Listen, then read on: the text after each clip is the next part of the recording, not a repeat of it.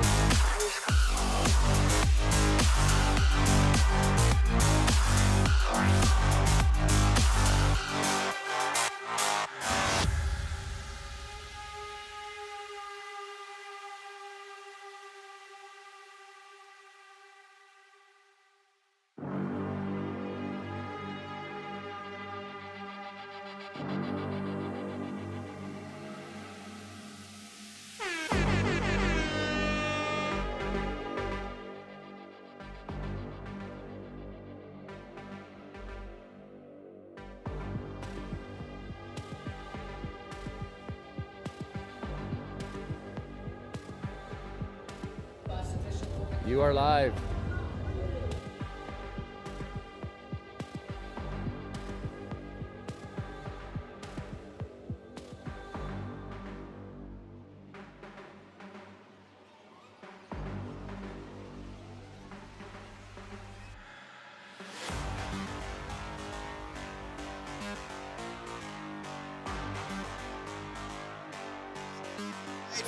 Tonight is not just another UFC pay-per-view. This is UFC 329, a night built on legacy, pressure, and opportunity. Legends trying to remind the world who they are or were.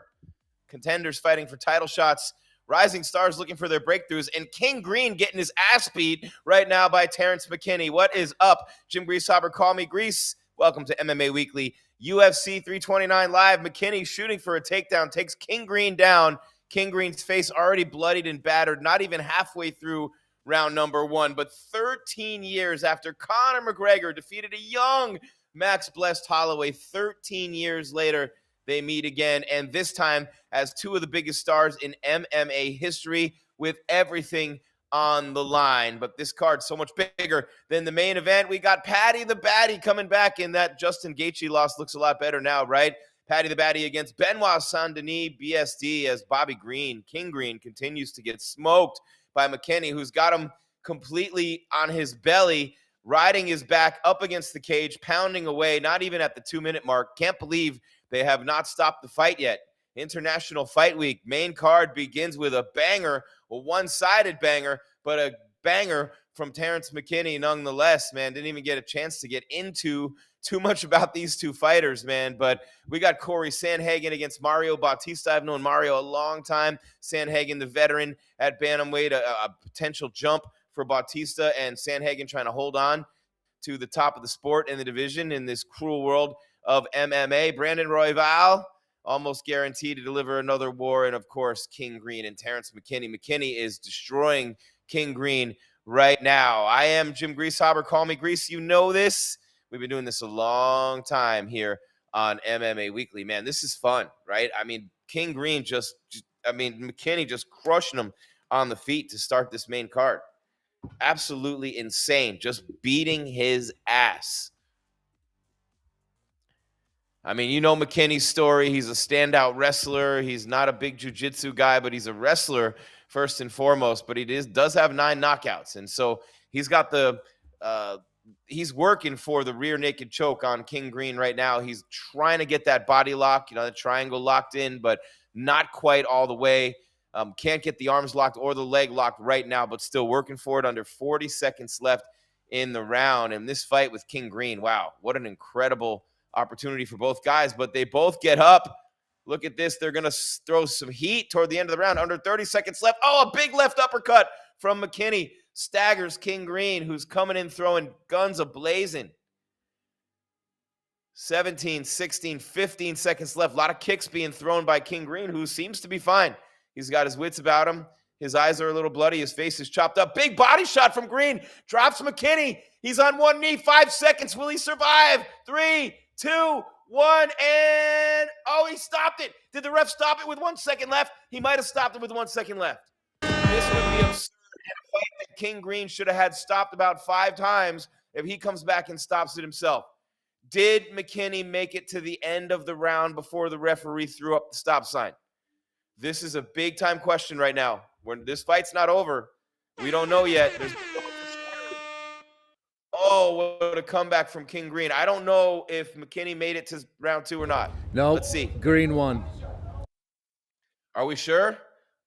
Yes. They're going to want to check this clock. They're going to want to double check this. There was 1 second on the clock. I think 1 second when he stopped it, Scott. 1 second. Wow, King Green. Can you believe what a comeback? What a fight to open up the main card on a fight with Conor McGregor and the whole world watching, or we think the whole world watching. But man, what a performance by Green. I want to see the replay. I want to see exactly when this fight was stopped. And how does the referee stop it right there? Now, look, the referee is not supposed to be looking at the clock in that situation, obviously. So that's a non-factor. That's a non-starter. It's a no-go. You know what I'm saying? But I can't believe what I just saw. Jack Buck, Kirk Gibson, right? I can't believe what I just saw. And wow, King Green. I mean, big cut above the left eyebrow. Let's see. They're not showing the clock. Oh, King Green was just coming in, front stomach. McKinney with about 10 seconds left hits him with a nice shovel. And then King barely misses with a big right. Coming in, nails him in the body. And, oh, he dropped him with a body shot. He hit him with 2 or 3 big body shots with the right, and it looks like they just added up because the one that dropped him wasn't a huge shot. But the UFC replay team refuses to show the damn clock. The clock is everything right here. When does he throw up the stop sign? See the ref right there? I'm watching the replay. Come on. Look, he didn't stop it, and then he jumps in and stops it. Where's the clock? The clock is the whole story. Man, this production has gone to crap since they went to Paramount. Where's the clock? Where is the clock? How are we supposed to know? I guess it was with 1 second left, but King Green, congrats to him. Look at this old man ref. He's 9,000 years old. Good Lord. He's older than me. So I guess they're going to call it. Let's see where the clock was. This is insane. Wow. 4:59. 4:59, he jumps in. Now, the ref's not supposed to be looking at the clock. Talk about bad luck, because McKinney still would have won that round. And instead he gets finished. He gets knocked out for the 6th time. And that's a brutal loss for Terrence McKinney. That's a brutal loss for T-Rex, man. That is an absolute, yes, we know Dutton Ranch is on Paramount. It is a brutal loss for McKinney. 1 second left in the round. Look at that place is packed to the rafters already for Conor McGregor. Man, I miss being up there for those fights. I love being on here live with you. That's my salvation. Otherwise, I'd hang myself, or I'd be one of those people who jump off the Luxor and they never report it. The hundreds of people per year jump off buildings in Vegas and no one ever knows, because I miss being up there for fight weeks like this with McGregor. As Buffer gives us the decision, the official decision, Kerry Hartley, 900 years old, has called a stop to this contest at 4 minutes, 59 seconds of the very first round. King Green gives the Triple H water spit. But, man, that's crazy. He had blood coming down everywhere. He could barely see out of his eyes. He had been rocked numerous times. And that's why you fight until the end of every single round. Absolutely unbelievable comeback win for King Green. Well, I mean, I don't even know what to say. Nice comeback from King Green, though. I mean, this is, you think about him in his career, right? I mean, that's his 13th win by knockout. He's got 10 submission wins. But crazy to think he was done. He was cooked. He was finished. And now he has 4 wins in a row. Jeremy Stevens, the last one you remember in May in Newark on the Hamzat card. And he's right back here fighting again. That's pretty dope.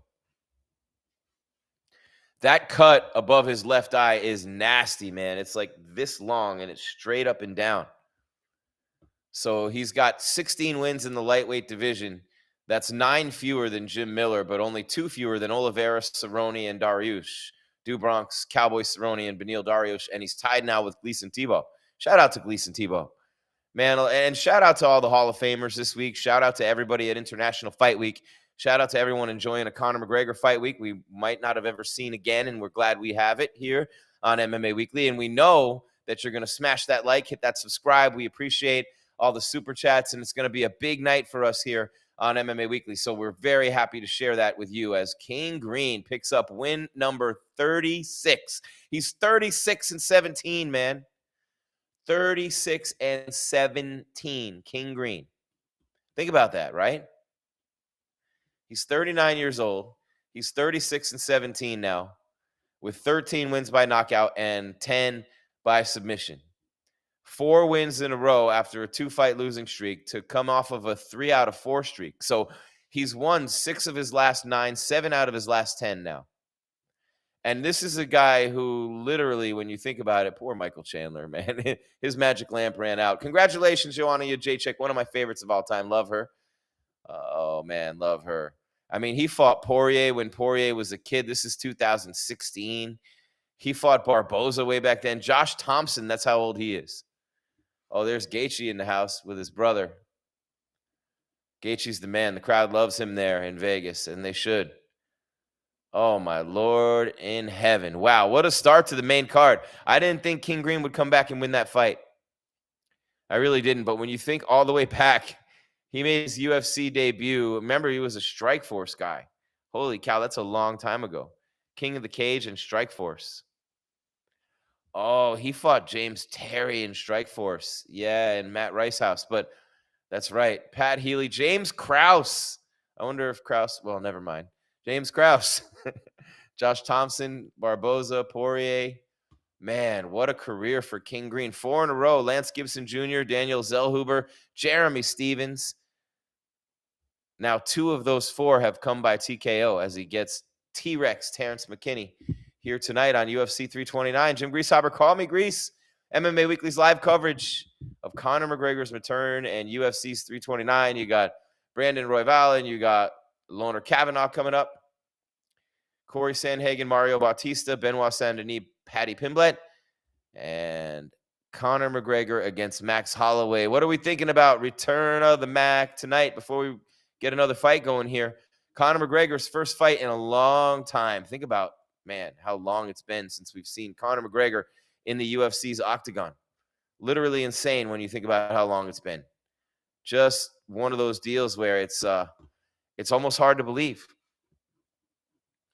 Almost hard to believe. And I was lucky enough, I was at a lot of Conor's fights and fight weeks and made a lot of my career moments at those press conferences and in those times. And it was kind of hard not being there this week. I do a lot of other stuff and times they change and you can't do what you used to do and all that. And, you know, weird seeing John Jones coming out as a coach and Conor coming back out at his age, man. It's crazy. 37 years old. I remember like yesterday, he's going, I'm 27 years of age.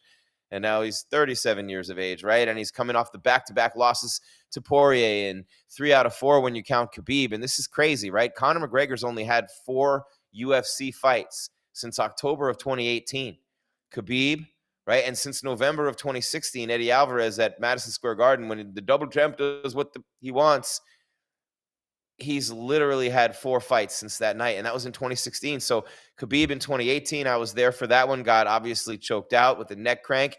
Cowboy Cerrone, I was there for that one, won by TKO, head kick and punches, and we were live with you on MMA Weekly for the next 2. One of them was on Fight Island in January of 2021 against Poirier, the TKO by punches when he looked like he was winning the fight, and then the one where he broke his leg in half at UFC 264. So I mean, you're thinking about a guy and talking about a guy who you're going all the way back to UFC 189 with Conor McGregor and UFC 178 with Conor McGregor. That's when he fought Poirier for the first time. And when you're talking about Max Holloway, I mean, man, he fought Max Holloway a long time ago. And Max has had a lot of success, nowhere near the level of financial success and all that as Conor, but probably, and I would say not even probably, the better UFC career. Wouldn't you say Max had the better UFC career with the title defenses in spite of all the heartbreak to Volk and all that? But Conor McGregor fought Max Holloway 13 years ago, just about, not quite 13, just about, in Boston. And I remember that. That was, oh man, I remember that like it was yesterday. And here it is 13 years later. Don't blink, right? Don't blink. But Max Holloway and Conor McGregor, so much experience between the two of them, so many big-time fights and finishes and champions. And you know, you just wonder about Conor McGregor with all that time off. He fought Khabib in October of 2018, fought in January of 2020, and then twice in 2021, January and July. Have not seen him in 5 years. Have not seen him since the devastating injury. And we've seen him at welterweight before, which is where they're fighting tonight against Cowboy Cerrone in January of 2020 when COVID was about to hit a couple months later, but he threw the shoulders at Cowboy against the cage, hit him with a kick, knocked him down, and then finished him. And then the other time he fought at welterweight, we know what happened that night. You remember that. That was Diaz choking him out in their first fight. And he barely squeaked out the decision in the second Diaz fight. TKOs Eddie Alvarez and then gets choked out by Khabib. So really, Conor McGregor has lost 4 of his last 7 fights in the UFC, 5 of his last 8 if you count the Mayweather fight. And so people are betting on him tonight, and I'm just going like, bro, whatever. What are you? Are we even? You know what I mean? Like, is anybody paying attention? If you watch Chael Sonnen's breakdown this week, going up to 170, looking to maybe fight 5 rounds, coming off an injury like that, off that much time off, the layoff. Man, there's everything in the world working against a guy who at one time was a generational superstar and an athlete who changed this sport. You look at the evolution of the UFC. Clearly, when Dana and the Fertittas bought it was a big moment in the history of the UFC, but they were going to sell it. Nothing was going. Then the Ultimate Fighter hit, Griffin and Bonner, and that was huge in UFC history. Then it was Chuck Liddell and Tito Ortiz. Then it was Rampage and Rashad. Then it was Kimbo Slice on the Ultimate Fighter. Then Brock Lesnar comes in from the WWE. And every single one of those things that I just told you about elevated the sport more and more and more. Then Ronda Rousey comes along, and here comes a woman. Dana said there'd never be a female. Ronda Rousey. Rousey Mania takes over the world. She's still a big draw, as we saw with MVP. But all of them together, and notice I didn't even say Jones or Khabib, all of them together, I'm talking about the Ultimate Fighter Season 1. I'm talking about Kimbo on Tough. I'm talking about Brock. I'm talking about Ronda, Tito and Chuck, Rampage and Rashad. All of them together don't equal 1/10 of what Conor McGregor turned the UFC into worldwide, globally. What he did in the Mayweather fight, in those press conferences, with that performance, becoming the double champ at Madison Square Garden with the knockout win over Alvarez, the biggest pay-per-view of all time against Khabib. All those things on his resume, and he's barely fought over the last few years. What are we thinking? What are we thinking about the return of the Mac tonight? Does he have a chance against Max Holloway, who last time we saw him was getting dry humped by DuBronx Oliveira in what was supposed to be passed off as a BMF fight? You know what I mean? And, and we got our second fight of the night coming up, by the way. Loner Kavanaugh and Brandon Royval. We'll get to that in a minute. But I just wonder about Conor McGregor and his legacy. And will that even be affected tonight? Are we looking at a bitter old guy with a leg snapped in half going, your wife is in me DMs? Is that what we're thinking? Is that? And so Conor coming back, at least it gets rid of the stain of that. But can you imagine coming back and losing to Poirier twice and losing to Max after you beat them when you were all young studs on the way up? Conor smoked them both. Just think of the careers that Poirier and Holloway have had, and then think of the fact that Conor smoked them both when they were young. He didn't smoke Poirier like he did Max. Good fights against both. And they were young. They were really young.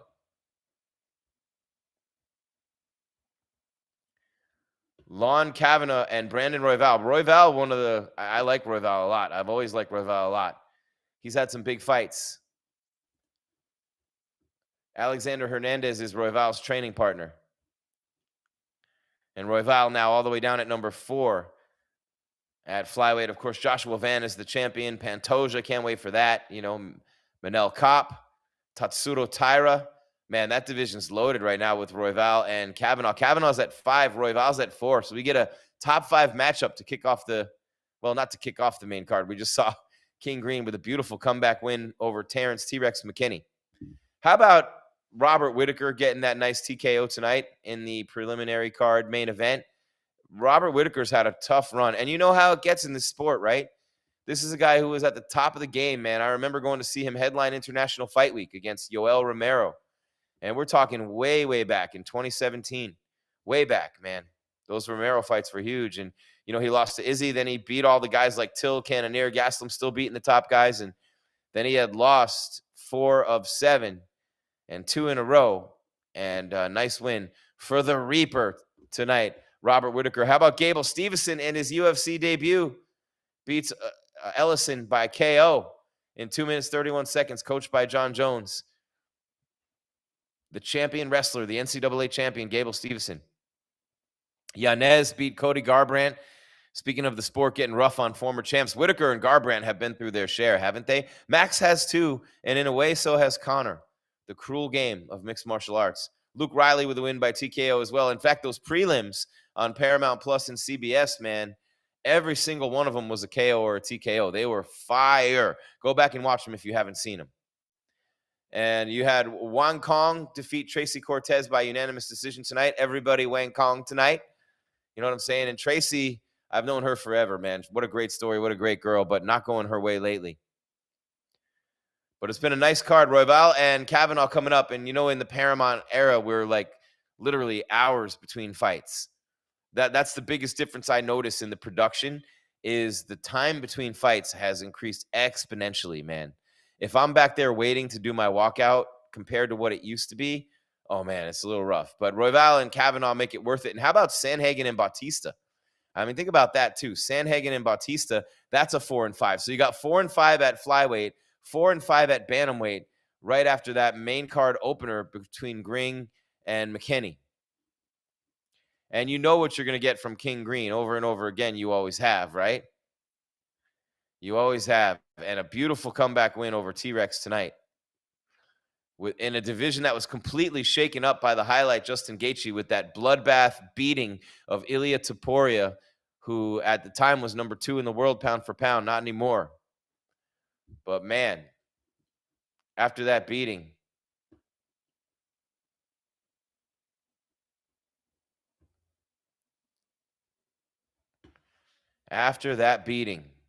what an unbelievable start to the main card. And, you know, I'm super excited for Royval and Kavanaugh. These guys, I mean, there's a lot to be said about this division with the athleticism, you know what I mean? The athleticism, and nobody usually gets finished in this division. Here they go. They're finally hitting the walkouts. Break this fight down for you with McGregor and Holloway coming up. Benoit Saint-Denis, Paddy the Paddy Pimblett, Mario Bautista, and Corey Sandhagen. 2 4 and 5 matchups. One at flyweight right now, and then one at bantamweight right here. Back to back. Minus 220. The favorite is Lone Kavanaugh. Loney or Lone, the 27-year-old British prospect, 10 and 1. Massive upset over Brandon Moreno on short notice in February. Big time counters and sharp kicks, loves to control the fight, and we'll see if it was a fluke against Moreno. He's plus 180 coming into this fight. Royval is, by the way. Kavanaugh's minus 220. And Royval, 33 years old, 17 and 9, looking to snap a 2-fight losing streak. This is crazy, man. I'm excited for this fight. You always wonder, you know, I mean, short notice, right? And you get that one shot. Eminem, you only get one shot. He's a kickboxing black belt, 4 wins by knockout. Season 8 of Dana White's Contender Series in 2024. His loss to Charles Johnson. He's defeated Jose Ochoa, Felipe Dos Santos, and then Brandon Moreno by unanimous decision, too, in Mexico City, ruining the night for Brandon Moreno. Lives in London. His father was Irish, died when he was 6. His mother is Chinese. Remember when Moreno was supposed to fight Almabayev? And he was going to fight Bruno Silva at UFC Fight Night 269, ended up in the main event at 268 in February. And what a night. You know, I mean, you hear about the dream all the time, right? He's 10 and 1 with 4 knockouts, 1 submission win as Royval makes the walkout. And this dude, you know his story, right? Brandon Royval, 33 years of age, black belt in jiu-jitsu, fighting out of Englewood, Colorado. Nickname Raw Dog, DAWG. Been a pro since 2012. Made his bones in LFA. He's had some big fights in the UFC. Man, I remember going to some of his old LFA fights in Phoenix. One he lost to a local kid named Casey Kenny, who was pretty good. Yep. Wins over Tim Elliott, Kaikara France, Brandon Moreno, Tatsuro Taira. He's lost 3 out of 5, though, to Pantoja, Tavan, and Manel Kopp. I mean, you're talking about the very top of the tops, right? He's lost to Moreno, Pantoja, Vaughn, and Kopp. You're talking about the top 5 there. That's what you're doing. That's what it is. That's who he's lost to. It's crazy. And if he loses to Kavanaugh, that'll be everyone in the top 5 has a win over him.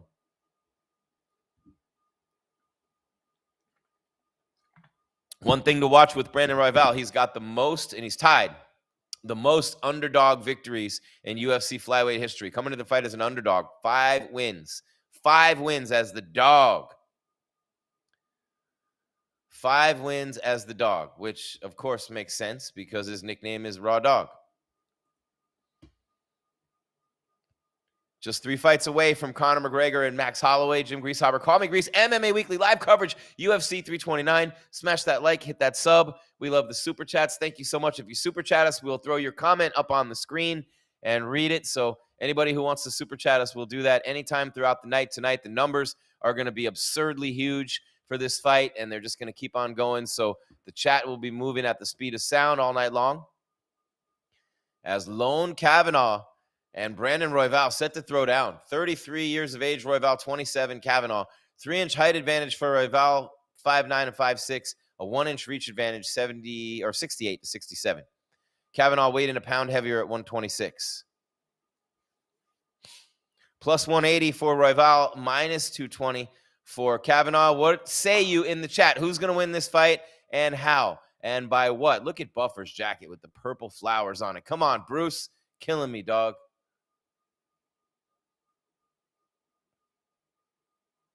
10-1.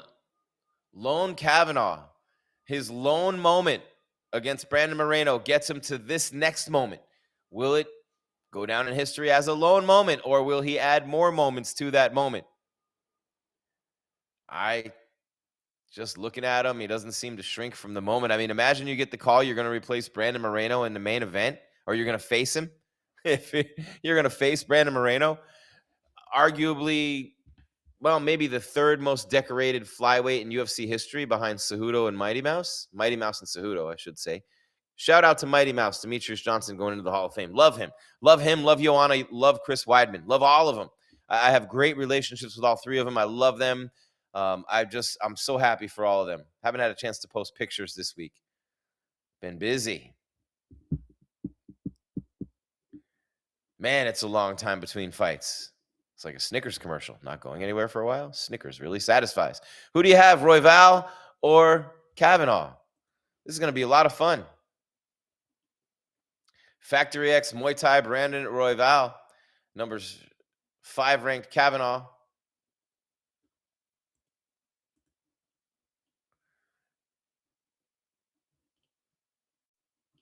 And here they come.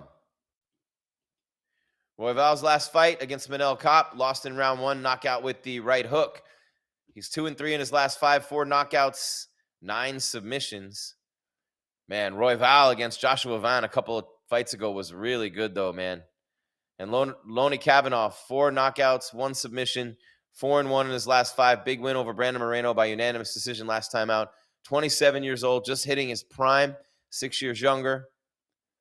Big time pace, right? Johnson was able to bully Kavanaugh and really push the pace on him. Kavanaugh has learned a lot from that fight. Did the same things to a former champ in Moreno. So should be interesting here. We're almost at the 4-minute mark of round number 1. Royval in that southpaw stance.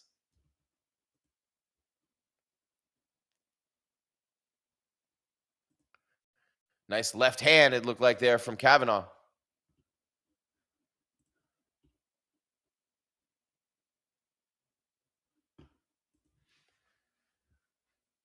.350 left in round number 1. Very fast pace, as you might imagine from these guys, right at 125.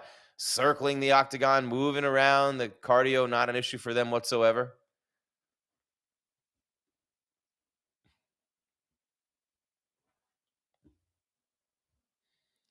Remember, Royval's a black belt in jiu-jitsu. Kavanaugh's a black belt in kickboxing. Worth noting. Royval can strike, though. I mean, you've been around as long as he has. You can do everything. But a big test here for Kavanagh. And remember what he did against Moreno. It wasn't a fluke. It wasn't a one punch, one kick, lucky thing. It was domination. Unanimous decision.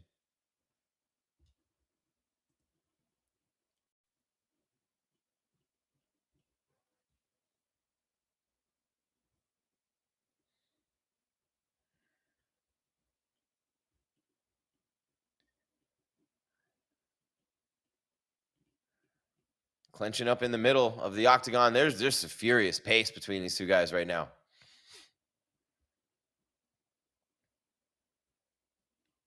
I mean, think of what Kavanagh did to Moreno. He just kept pushing and pushing and pushing him. Pushed him past the brink, as a matter of fact. And that's what won him the fight. 2:30. They're only halfway through round number 1. It feels like they've been fighting for 2-3 rounds because there's so much action. Nobody's hurt yet. Nobody's really landing anything huge, but so much. You got to really keep your eyes on these guys. Furious pace. Furious pace. Number 4, Royval. And officially, you got Kavanagh at 6. You know they just changed the rankings with Meta, right? Because the rankings were so bad for so long. So many people who weren't even covering the sport anymore had a vote. It was absurd. 2 minutes left in round number 1. I don't know who I'd score this round for. Nothing's really landing. Nobody's hurt, but a furious, dizzying pace. Kind of reminds you of watching the World Cup. Everybody runs around all night and nobody ever scores. I don't understand the whole fascination with it. It makes no sense and means nothing to me. Polymarket has Royval at a 59% favorite if you're into those things. And Royval really controlling and dictating the tempo and the positioning in the cage. Looking to shoot for the takedown, of course. He's always going to want to do that with his grappling, and he's got it. Double leg takes him down. Solid job by Royval. Controlled the tempo and the pacing and the space within the cage. Had Kavanagh up against the fence, rotating around, and then shot in for the takedown. Quick little sprawl, stuffed it for a quick second for Kavanagh, but Royval stuck with it, and he's got him now, working for side control. Kavanagh's got that leg, not letting him up. See, no, he's not going to pass the guard, at least not yet. 55 seconds left in round 1. But Royval in a very, very advantageous position. Tough spot for Kavanagh. On his back. Royval hasn't passed his guard. But with 40 seconds left in the round, Kavanagh's got his back up against the fence, and he's clearly lost this round now. And it's a 3-round fight. Remember that. It's like when NBA players would play best 3 out of 5 playoff series, man, or Major League Baseball. 3 out of 5, anything can happen. Same with a 3-round fight. 5-round fight, almost always the better fighter's going to win. 3-round fight, sometimes you flip a coin. And Royval going to town now from top position with 20 seconds left. Trying everything he can to get up his lone Kavanagh, and he does it. Wow, chest to chest with Royval. Good job by Kavanagh, who's bleeding from his nose. Conor McGregor making his return. No, notorious tonight. Oh, Royval gets dropped. And as round number 1 ends, I wonder if Royval slipped or if he got hit and got dropped there. It looked like it was a little of both. It almost looked like a WWE punch, where it's half what you're delivering, or not even 25% force of the punch and 75% the person's reaction to it. You know how those WWE punches, when they stomp the ring as they punch and the other guy goes flying backwards, but that's the guy selling the punch. You're not selling punches in the UFC. So I need to see the replay on this, but as usual, I'm getting a show promo. Lioness on Paramount. Yay. We don't need to hear what's going on in the corners. We need to see more promos about what's coming on your network. But a disappointing round for Kavanagh as he gets taken down. You know, he saw it coming. He did everything right. He sprawled. He put his feet back. He pulled up with his chest. He did everything right, but he still got taken down. Credit to the veteran Royval, who knows how to steal around, and he did right there. He did right there.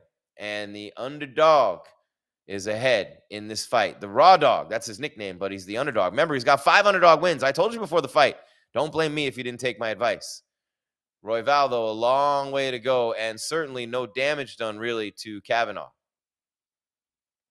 Royval never has boring fights, man. Volume, throws volume, attacks submissions all night, chaos from him. And, of course, Kavanaugh thinks he has all the tools to be a contender, but right now he's fighting from behind in this fight. He's got a lot of explosion on his kicks, though. Muscular legs. He's a pretty thick 125. He's probably about 145 right now. Looks like he could have weighed in and fought. He's got the same body shape and size as about Henry Cejudo. Pretty much the same. By the way, Henry and Merab this weekend at RAF. How about that? Merab in a brawl over there already. 4:20 left in round number 2.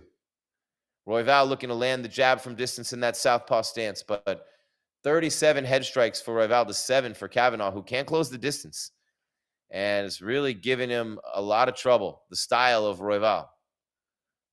And you can see the talent from Kavanaugh, but you can also see Royval with that experience and his own, he's great himself, can change like that at any time. But right now, Royval taking control of this fight. Oh, big right hand counter from Kavanaugh, drops Royval. What did I say about in the blink of an eye, it can all change? Royval fighting to survive off his back with 3:45 left, inching back toward the cage, trying everything he can to get back to that cage and posture up. Kavanaugh better watch the armbar as he goes down, looking to take that top position and finish this fight. A big right hand counter from Lone Kavanaugh, drops Royval. Oh, he hits him with a big elbow right there. Royval's getting smoked. What a beautiful job by Loney Kavanaugh. Wow. I guess he's answering the questions about handling Royval's pace. He kept his patience, and he waited for that opportunity to present itself to land that counter against the southpaw stance of Royval. And boy, did he ever, when Royval came in to throw a left, he ate a right from hell. From hell. Remember The Undertaker? He chokeslammed him to hell. It was a right from hell. And now with 3 minutes left, Royval is fighting with everything he can. Now he's going to get up. Oh, Kavanaugh lands a big right now that they're back on their feet. 2:40 left. Another big right from Kavanaugh. Royval with a jab. Kavanaugh with a counter. Big shots being landed here. The jab from Royval is finding a home. 2.5 minutes left. Royval shoots another takedown. Single leg this time. He's got the leg up. Sprawl from Kavanaugh. Beautiful job on that takedown D. Beautiful job. He's got the underhooks in. Spins around. Hits him with a big elbow on the way out. Oh, and stumbling is Royval. He doesn't know where he is right now. Kavanaugh maintaining his calm and composure. He's got a finish potentially here. Body kick from Kavanaugh. Royval still coming forward with the jab. We approach the 2-minute mark. Nice leg kick from Kavanaugh. Royval has eaten some big shots in this round. Oh, huge round for Kavanaugh. Remember, Royval has only been knocked out 2 times in his career. And now it's Kavanaugh working for a takedown. He's got the back now from behind, holding him up against the fence. Spins around, hits him with an elbow. Royval tried to throw one of his own, couldn't land it. Chest to chest now is Loney Kavanaugh. 1:30 left in the round. This kid with a nice, patient, methodical comeback performance here tonight. Oh, he hit him with an elbow in the back of the head. Right in the back of the head. 1:15 left in round number 2. It's been all Lone Kavanaugh after Royval with the takedown took round number 1. But Royval is wild with the striking now. Arms are coming down. He better watch a precision counter just like the one that dropped him from Kavanaugh. That'll be a wrap. Royval jabbing into a potential takedown. Underhooks from Kavanaugh. Royval picks him up and takes him down. Through the underhooks. Beautiful job. So now Kavanaugh, with 50 seconds left in round 2, is going to have to fight off his back. And can Royval now steal this round? Where he took a lot of big shots and ate a lot of, took a lot of damage. Ate a lot of big shots and took a lot of damage. Nice job by Kavanaugh, forcing his way up. Very strong physically. The jab from Royval snaps the neck of Kavanaugh back. Kavanaugh with a head kick misses wildly. Coming forward, missing with a couple of big shots of his own. Under 30 seconds left in a round that has seen Kavanaugh probably even this fight up at a round apiece. But the striking a lot closer in round 2, 32-26 for Kavanaugh than round 1, 32-16 for Royval. But nonetheless, you go round by round. But if Royval can steal another takedown or land another big shot here, you never know.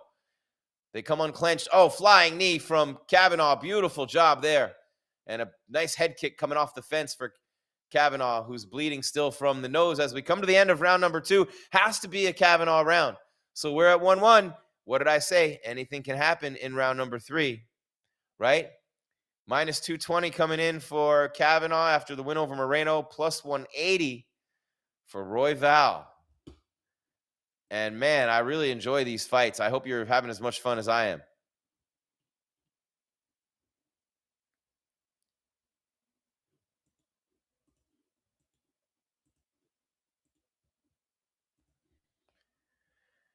Big right hand from Kavanaugh, right as a right hand was about to land for Royval. And Royval got a little reckless with the striking, started throwing big shots, and then ate a couple of big counters. And the right hand counter from Kavanaugh that was followed by a knee to the chest as Royval was stumbling backwards. In almost any other weight class, anything 45 and up, 145 and up, that might have been the end. As we get set to start the third and final round, Loney Kavanaugh and Brandon Royval, let's go. UFC 329, fight number 2 on the main card after King Green's comeback TKO win over Terrence T-Rex McKinney. They hug it out in the center. Royval in the white trunks. Kavanaugh in the skin-tight reds, looking for another win over a legend. His last time out, he beat former champion Brandon Moreno by unanimous decision, outpaced him. Oh, Royval shooting in on the way in with a big right hand. Big time volume being thrown by both guys. A huge left lands for Kavanaugh, stuns Royval.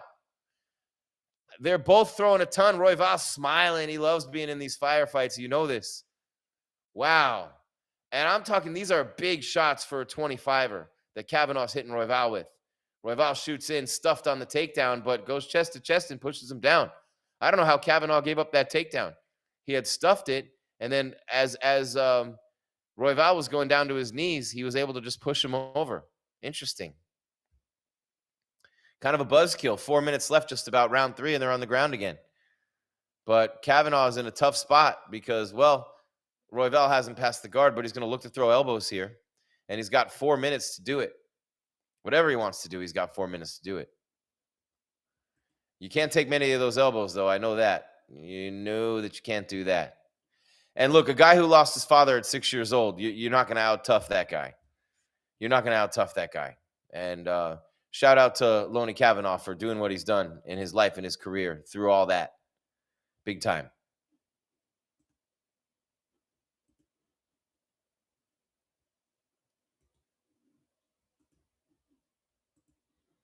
But kind of just laying there in top position is Royval.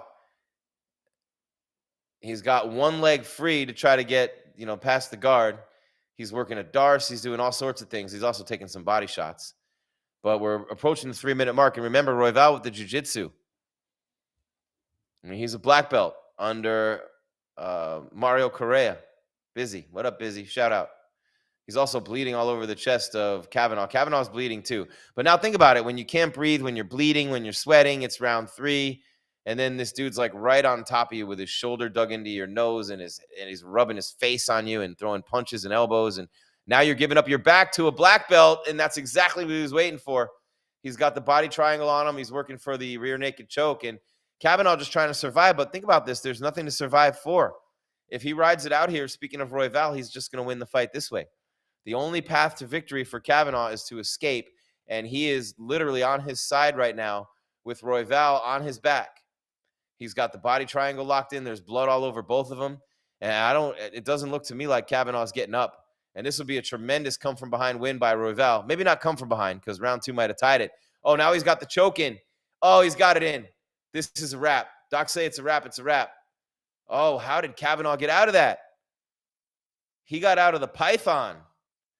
He had him wrapped. Kavanaugh's not going to get up from this, though. Under 2 minutes left. I don't see how. When you're on your side and you're completely wrapped up like this against a guy like Royval, where are you going to go? How are you going to get out? Oh, now he's got the choke locked in again, but he's only got it across the front of the chin. Oh, he's got it wrapped, though. Both arms locked. Oh, and he's got the triangle. 1:30 left. He's got it locked. Nowhere for Kavanaugh to go. The oxygen supply is cut off. The blood supply is cut off. Go to sleep, young man. Go to sleep. Doc say it's a wrap. It's a wrap. Tapped out. That's it.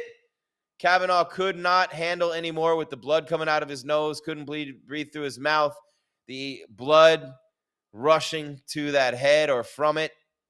And wow, a tough loss for Loney Kavanaugh. Royval standing over him, giving him, he's in Royval's corner. That's why, on the ground there. He's trying to be a good sport, Royval, and help him up. Man, that was a tough fight. Great comeback in round 2 for Loney Kavanaugh, only to have it go by the wayside in round number 3. And what a performance by Royval. Still not sure how he got that takedown. I mean, he literally got stuffed on the takedown. Kavanaugh sprawled out. And as he was falling down toward the ground, almost on his knees, Royval was able to get the takedown. He rocked him a little bit with the right hand, came in on him, missed him with a jab, threw an uppercut. But as he's coming in, Kavanaugh's throwing shots at him. And they didn't show the takedown. Again, he literally shot for a takedown, and Kavanaugh stuffed it. And then he sprawled down. He looked like you see so many times when you sprawl and your opponent doesn't land the takedown, they go face down, right? But as he was falling, he pushed him back and got the takedown on Kavanaugh and wins the fight because of it. Big win for Royval, who was a dog coming in. Now 6 wins as an underdog for Brandon Royval. And for Kavanaugh, hype train derailed. Hype train derailed. And for Royval, he's right back in the mix at 125, right? Wouldn't you think? He lost to Joshua Van by unanimous decision and KO by punches to Manel Kopp. But now after he hadn't fought since December of 2025, after all that time off, he's back with a big win.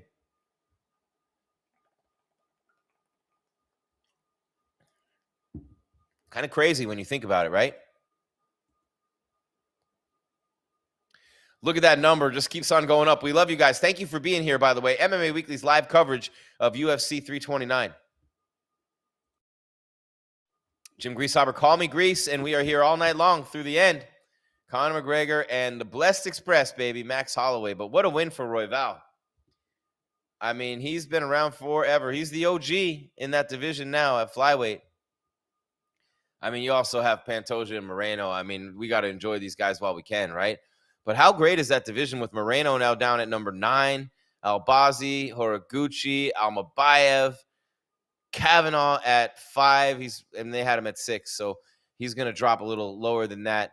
Royval is at 4, Tatsuro Taira at 3, Manel Kopp at 2, and Pantoja at 1.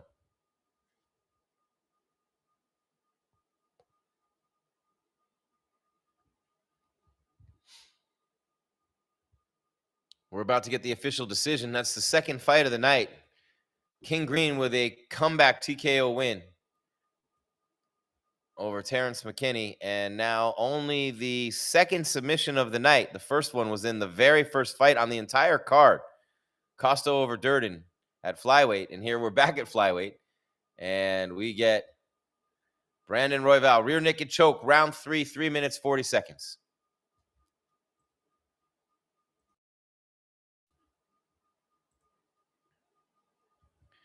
So Royval wins his 18th fight in there with Joe right now. A little crazy after the spectacle of the White House. Now you have International Fight Week. Islam and Ian Machado Gary next month in Philadelphia.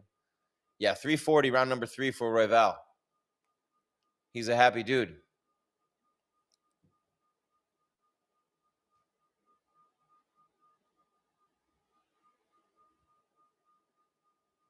Huh. Wow. Unbelievable, man. Pantoja has 6 submissions. Mighty Mouse had 5. Royval has 4 now, tied with Makayev. Third most in flyweight history. Huge win, though. What a win for Royval after the way that fight started.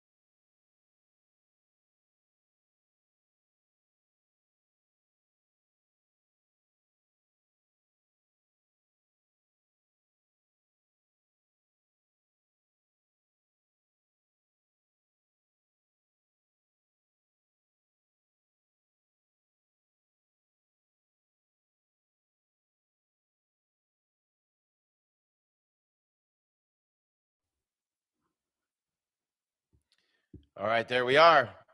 We got our next one coming up. MMA Weekly's live coverage of UFC 329. Jim Greasehaber, call me Grease. We got McGregor in the building. They just showed him walking in. He got there about 35 minutes ago. The main event, still a couple of fights from now. Corey Sandhagen, Mario Bautista. How about that one at 135, man? How about that one? Corey Sandhagen, number 4, been there a long time in that division, and Mario Bautista trying to work his way in. I've known Mario a long time, an Arizona guy like me. I'm not from Arizona, but I live here now. And I've seen Mario all the way up. Nothing can stop me. I'm all the way up. 17-3. Third most submissions in UFC bantamweight history. He's tied for that with 4. And he lost all the way back at UFC 259 to Trevin Jones. And he lost at Fight Night Cejudo versus Dillashaw in January of 2019 in Brooklyn on the night when Henry became Triple C. And that was a long time ago, man. So the rematch all this time later, Sandhagen and Trevin Jones, and then Umar Nurmagomedov, the only people to have defeated Mario Bautista in the octagon. And then, of course, Corey Sandhagen. I mean, come on, right? 34 years of age. The guy's been around forever. 24 fights, 18 wins, 8 knockouts, 3 submissions for Sandhagen. Till the Sandman, he comes.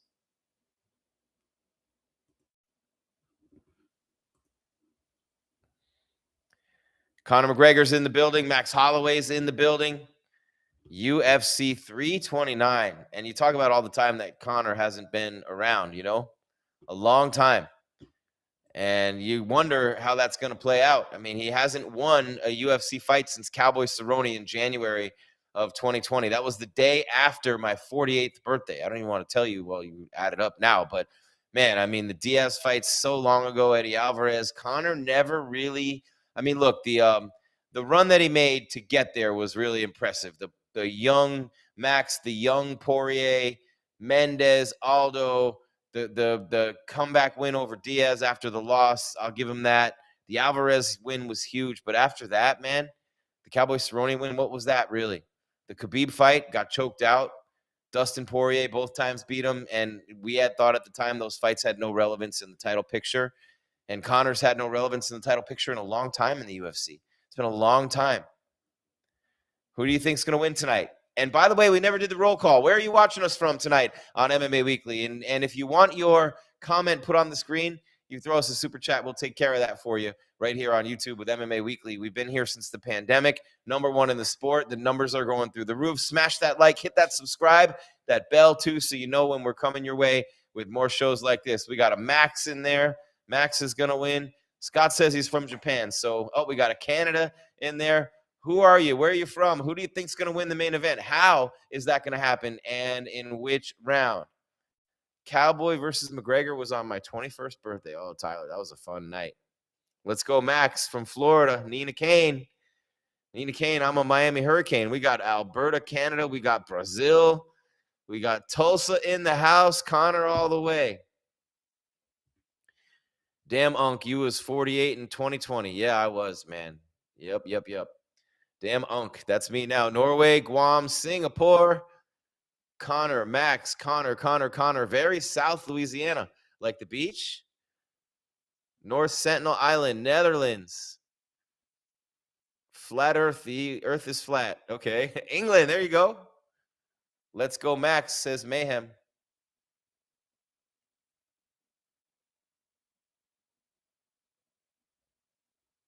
Wow. Nice of you guys to check in. Oahu, Hawaii. We know he's a Max fan. Alabama. We got France. And we got Mario B on his way to the octagon. Mario Bautista, originally from Nevada. But he trains out of the MMA lab in Arizona. And he's come up with guys like Kyler Phillips and Clayton Carpenter. Maniac McGee, Marcus McGee. Those guys, iron sharpening iron. And, of course, the Sugar Show, Sean O'Malley, who now has his own gym, but he trained at the MMA lab a long time and still works out there. Gainesville, Florida. Let's go, Max. I'm a Miami Hurricane, Gainesville. I hope the Gators will be good this year. I like when the Gators are good. Maine in the house. Philippines, Australia. Dublin, Ireland. There's one of McGregor's guys who didn't go to Vegas. Utah, Ireland. Here we come. Bautista is cage side, awaiting the arrival of the Sandman, Corey Sandhagen. Till the Sandman, he goes. Yeah, man. Think about the win over Patchy Mix. He has a triangle armbar submission, one of only 12 in UFC history. 3 KOs, 7 submissions, the 8th most significant strikes in a UFC bantamweight fight with 173 for Mario Bautista from Winnemucca, Nevada. I'll give anybody $1,000 right now if you tell me where Winnemucca, Nevada is, and I'm not going to give you the money, but someone please tell me where Winnemucca, Nevada is. Winnemucca. He fought at featherweight till 2017. Now he is a bantamweight. He's a black belt in jiu-jitsu. Fights under John Crouch. That's almost like a what do you call it in college before you can take a course? It's almost like a prereq to being a John Crouch guy, is being a black belt or being on the path to become one. And here comes the Sandman, Corey Sandhagen. I mean, you talk about a guy who's been a mainstay at the top of the rankings for a long time, man. You're talking about from the Aljamain Sterling, Marlon Moraes, Rafael Assunção era through Frankie Edgar and Dillashaw, Piotr Jan, Chito Vera, Rob Font, Figueiredo, Nurmagomedov, Dvalishvili. He's fought them all. He's lost to Sterling, Dillashaw, Jan, Nurmagomedov, and Dvalishvili. I mean, that's literally and Jamal Emmers, but that was an LFA. That's a murderer's row, man. And the one against Aljo during the pandemic, the rear naked choke, and then, the split decision against Dillashaw, which a lot of people thought he won in 2021, the unanimous decision against Piotr Jan, and, he's got tied for the 6th most finishes in bantamweight history with 6, 10th most significant strikes in UFC bantamweight history, 8 KOs, 3 by sub. But when he loses by decision. Dillashaw, split. Jan, unanimous. Nurmagomedov, unanimous. Dvalishvili, unanimous. Those are all either champions or top contenders. I mean, all of them are champs except Umar.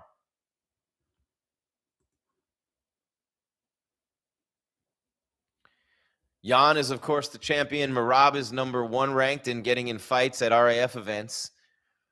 Umar and O'Malley are 2 and 3, and I mean, that's a bad matchup for O'Malley. Sandhagen 4, Bautista 5 with Song Yadong 6. They're just about ready to go as soon as the last commercial gets played. What are we going to do?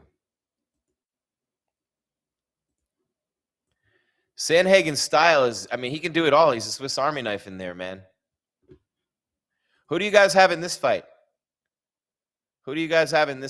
Love from Pennsylvania. Let's go, Max. All right, David, thank you, brother. Love having all you guys here on MMA Weekly. Big night for us, big night for you. The return of the Mac. Once again, return of the Mac. You know what I'm saying? We'll see. He should walk out to that tonight. 34 years of age, Sandhagen, 33, Bautista, 5'11" for Sandhagen, 5'9" for Mario, and a 1-inch reach advantage, 70-69 for Corey, who's a 145 favorite, minus 145. Mario Bautista is plus 120 as a dog. I like him there as a dog. I've known him a long time. He's a tough cookie, man. You really have to beat that dude.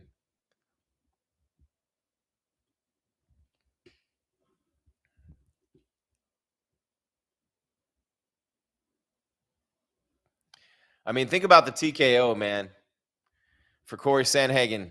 I mean, he's rebounded nicely several times in his career, right? But coming back off that Nurmagomedov loss with the brutal TKO win over Davison Figueiredo. Remember, that was a knee injury, too. And then the loss to Dvalishvili by decision. Mario Bautista out of the blue corner. 5-round wins over Rob Font and Chito Vera. Tough loss to Merab as well, and Umar.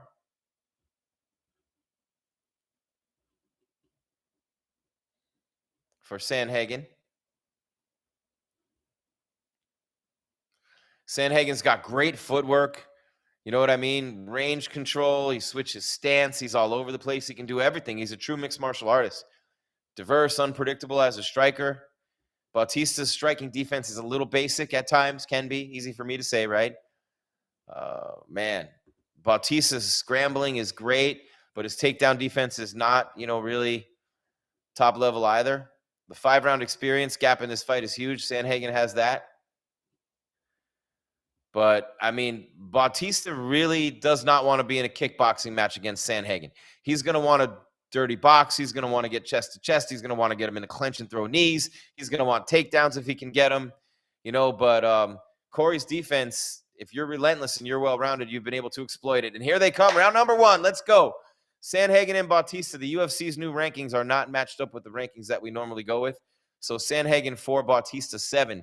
Not 5. So we had 4 versus 6 at flyweight, 4 versus 7 at bantamweight. And, of course, still to come, BSD, Benoit Saint-Denis, and Paddy Pimblett. Maybe the winner gets a shot at Justin Gaethje. I doubt it, because I think Gaethje's going to fight the winner of Holloway and McGregor next for a big payday. And why not for the highlight after the Topuria fight? Make Ilya wait a long time for the rematch. Maybe you do fight the winner of Conor and Max, and then you go and you fight, whoever's up next. Sandhagen switching stances all the time. His style, I don't want to say similar to Dominic Cruz, but problematic from the standpoint of his head's all over the place. You can't line up his head. You can't line up his hips. He's all over the place. He's changing stances, orthodox to southpaw. Bautista now, though, closing in, looking for a takedown. Sandhagen does get a little reckless with the striking. Mario relentlessly working for that takedown. Sandhagen's already landed a pretty good left hook early on. And Mario's great at blending his entries, which is really cool, like levels and side-to-side spins, things like that, level changes. But he loves to just go takedown to takedown. And he wants to take Sandhagen, of course, out of that rhythm, which Corey's fighting to protect right now as they're chest to chest. Sandhagen has the underhooks with his arms around the back. Now Bautista working for underhooks as they dance toward the center of the octagon. And they should be pushing apart here any second. Bautista had him in the clinch. Sandhagen, though, landed a nice elbow with the left. Approaching the 3-minute mark of round number 1. Bautista wants to make it messy. We said Sandhagen's he's a fun mixed martial artist to watch when he's on his game. Sandhagen, a 67% chance to win on Polymarket if you're into that sort of thing. Thing about Bautista, he knows where to look for his openings, and he knows how to exploit them. But Sandhagen's seen and done everything in there. Age isn't a factor. They're pretty much the same age. Not a ton of miles. Oh, man, nice firefight. They each landed a shot or two in the center of the octagon. Sandhagen relentlessly pushing forward and so technical with all the movement and the switches and the hands and the stances, like so much like Dominic Cruz to me. The more I watch him, the more I see that. And again, I'm not comparing him to Dom on any level, just saying that he's really tough to read and line up as a striker, man. He's all over the place with that footwork, everything. And besides, if you throw on video side by side of he and Dominic Cruz coming forward, they look pretty similar. Sandhagen throwing a lot of kicks too. Good job by Mario to step into that kick, though. A good example of stepping toward your opponent, because the kick was thrown when he was at another range, so he steps in, and the leg hits the side of his body and into his elbow rather than where it was intended. A lot of kicks being thrown by these guys. Of course, Sandhagen coached by Trevor Whitman, Justin Gaethje's coach, Elevation in Colorado. They've worked a lot together over the years. Gaethje credits Sandhagen with some of his striking and footwork, things like that. Sandhagen loves to feint downward like he's going to go for a takedown. Real quick, though. Real quick feint. Real quick feint. Real quick feint. Changing levels. Mario, though, trying to keep him off with a couple of nice counters. This is a clean fight. Very, very skilled, both these guys. As much as people say Mario wants to turn it into a train wreck, Mario is very skilled and fluid himself. But Sandhagen's Sandhagen, right, as we approach the 1-minute mark. Sandhagen with the relentless pressure coming behind that jab. Loves to keep throwing jabs and double jabs to keep you off him. And then when you get coming forward after it, he'll throw those front kicks. Oh, nice counter left from Sandhagen. Bautista rides a leg kick into a single leg attempt. Can't get it. Sandhagen now with the arms wrapped around the waist of Bautista, pushing him back toward the cage. 40 seconds left in the round. Nice counter left from Mario. Escapes the clinch. Mario Bautista ducks down into a takedown, and he lands it. Bautista with a beautiful 3-punch combo, rode it right down into a takedown. Now he's on the back of Sandhagen. 20 seconds left in the round. Sandhagen is kind of hunched up, crouched like a catcher with his legs underneath him. And Bautista pulling on that arm, looking for some sort of submission right now. Oh, he's working an armbar. No, he's not. He's working an ankle lock. Oh, he's got an ankle lock. 4 seconds, 3. Nope, Corey just wrote it out. Bautista working for the sub. He might have stolen that round there. Mario Bautista might have stolen. I mean, that's round 1 of 3, and he might have stolen it. He actually might have stolen it. Man, how do you score that round? What are you thinking watching along with me? How are you scoring that one? Let me know.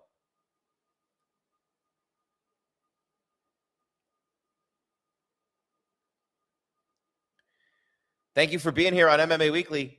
Live coverage, UFC 329. Jim Greasehaber, call me Grease. We have been here since the pandemic, man.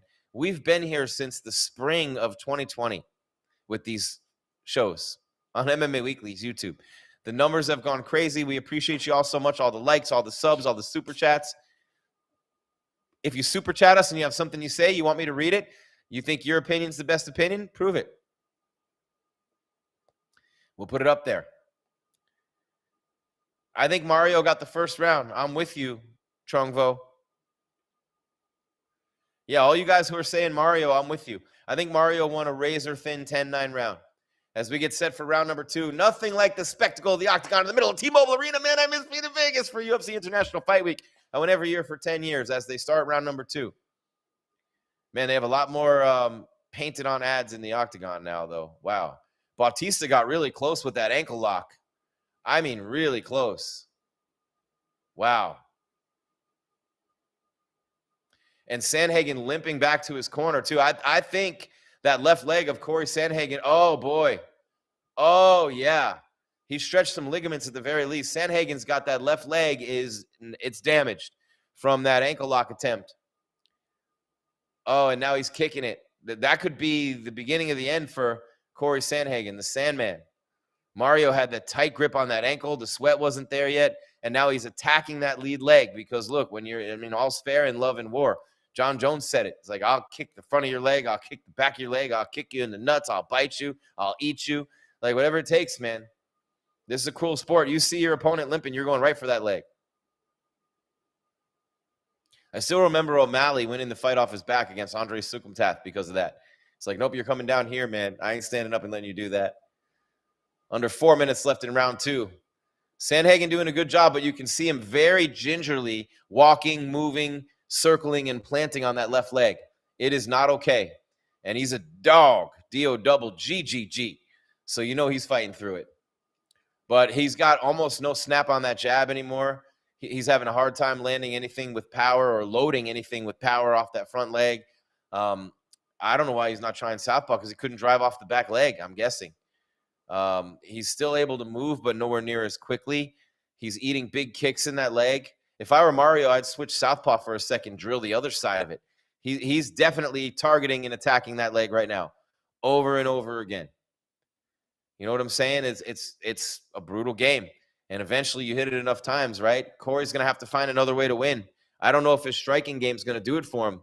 I don't see any power there.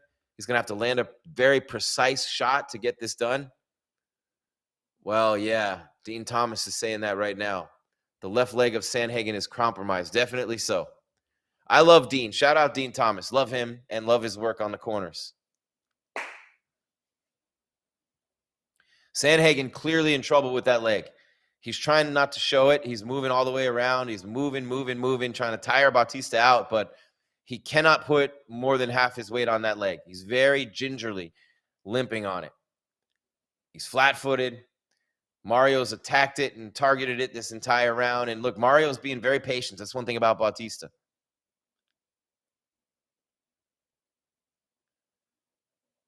They're in the clinch in the center. Mario still has to be careful, though.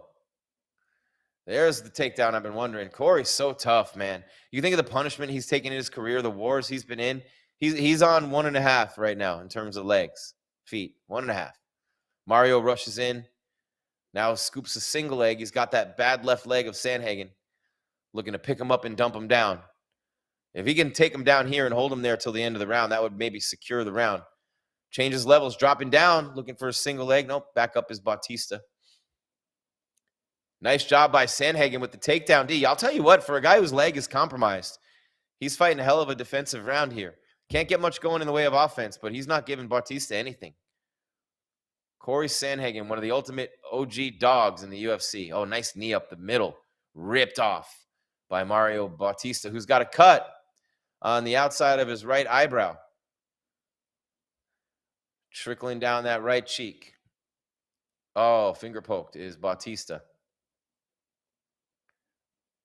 Thought he might get a stop there for a minute, but he's not.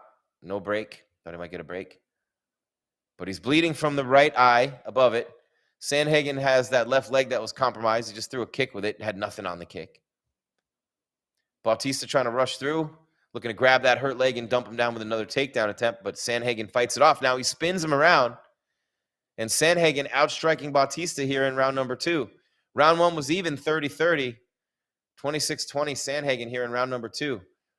And I think Bautista definitely won round 1 with the takedown and the sub attempt. But I think Sandhagen has evened it up here in round 2. Can Bautista steal it? How do you let him steal the round on one leg? He's being way too patient, if you ask me. Now he goes for the takedown. Spun him all the way around. Almost got it. Can't get it. 15 seconds remaining. Crucial error on the part of Mario Bautista and his team, I believe, here. Letting Corey Sandhagen steal round 2 on one leg in a 3-round fight. Oh, my goodness. How do they let this happen? 1-0. End of the round. End of the round. I don't know how they let that happen. Sandhagen steals the round. He has to have won that round. Has to have. Unbelievable, man. Wow. Wow. Corey Sandhagen is a dog.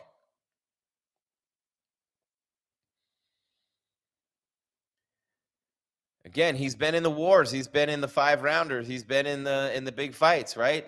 Dvalishvili, Figueiredo, Nurmagomedov, Rob Font, Chito Vera, Song Yadong, Piotr Yan, TJ Dillashaw, Frankie Edgar, Marlon Moraes, Aljamain Sterling, John Lineker, Yuri Alcantara. Think about all those names. That's the literally the last 10 years of this division. Sandhagen's faced them all. Bautista, Jose Aldo, Patchy Mix, Nurmagomedov. Nice submission win by Bautista last time out, though, against Vinicius Oliveira. Max Holloway getting the gloves wrapped, 27-9. He's got 20 wins, 11 finishes, and 9 knockouts, all the most in UFC featherweight history. Is he a better all-time fighter than Alexander Volkanovski? Who's the GOAT in that division? Is it Aldo? The division that Conor beat Max in when they were both young. Round 3, Sandhagen and Bautista underway. Sandhagen looking a little better on that leg in this round. Has to be confident for sure. I don't know why Bautista stopped attacking that lead leg in that last round. It was really working well for him. And then he I think let Sandhagen steal the round. He let him stay back there, made him come to him, let him pick him apart on the feet. That's not Mario's game. That is not Mario's game. And nice counter left from Mario Bautista. Drops Sandhagen in his tracks, and now Corey is back on his back. Bautista swarming. Sandhagen gives up his back. And now he turtles up. Oh, man, and now he's fighting for a submission. Look at these two rolling around. Jiu-jitsu at its finest right there. Bautista stunning Sandhagen, knocking him down. Their legs are locked together. Bautista looking to work for top position. He's on top, kind of. Sandhagen's on his side, but he's got the left leg locked in a figure 4 of Bautista, trying to turn that and stay on his side, throwing elbows and punches to keep him off him. But a beautiful left-handed counter, a hook shot from Bautista, drops Sandhagen, and now he's landing a couple of big shots on the ground. Big left hook landed flush from Mario, but now Sandhagen on his feet as we approach the 3.5-minute mark. Bear hugging from a distance like he did in round 1. Looking to land a spinning elbow on the way out is Sandhagen. Can't connect, and Mario right back at the waist, looking for another takedown. This is where he wins the fight. Dumps him down. This is how Mario Bautista wins this fight. Keep him down. Keep working. Don't give the ref any inclination at all that you're going to stop working. Don't let him have any chance to stand this thing up. Throw the punches. Throw the elbows. Keep working that back. Sandhagen's so strong, though, pushing his way up off his feet from his back. Beautiful job by Sandhagen. Gave up his back and pushed a very high-level jiu-jitsu guy, a black belt under John Crouch, off him. So strong, Sandhagen. And he just ate a huge left hook earlier in the round. Under 3 minutes left. They're standing in the middle of the octagon. 2:45 to be exact. Number 4, Corey Sandhagen. Number 7, Mario Bautista. Huge, huge fight in the division. A win means everything to these two guys right now. You know, you got to stay on pace with O'Malley and Nurmagomedov and Merab and Yan. I don't know if the winner of this fight moves up in the rankings, to be honest with you. If it's Bautista, he will. He'll probably move to 4. I don't know if Sandhagen does, though.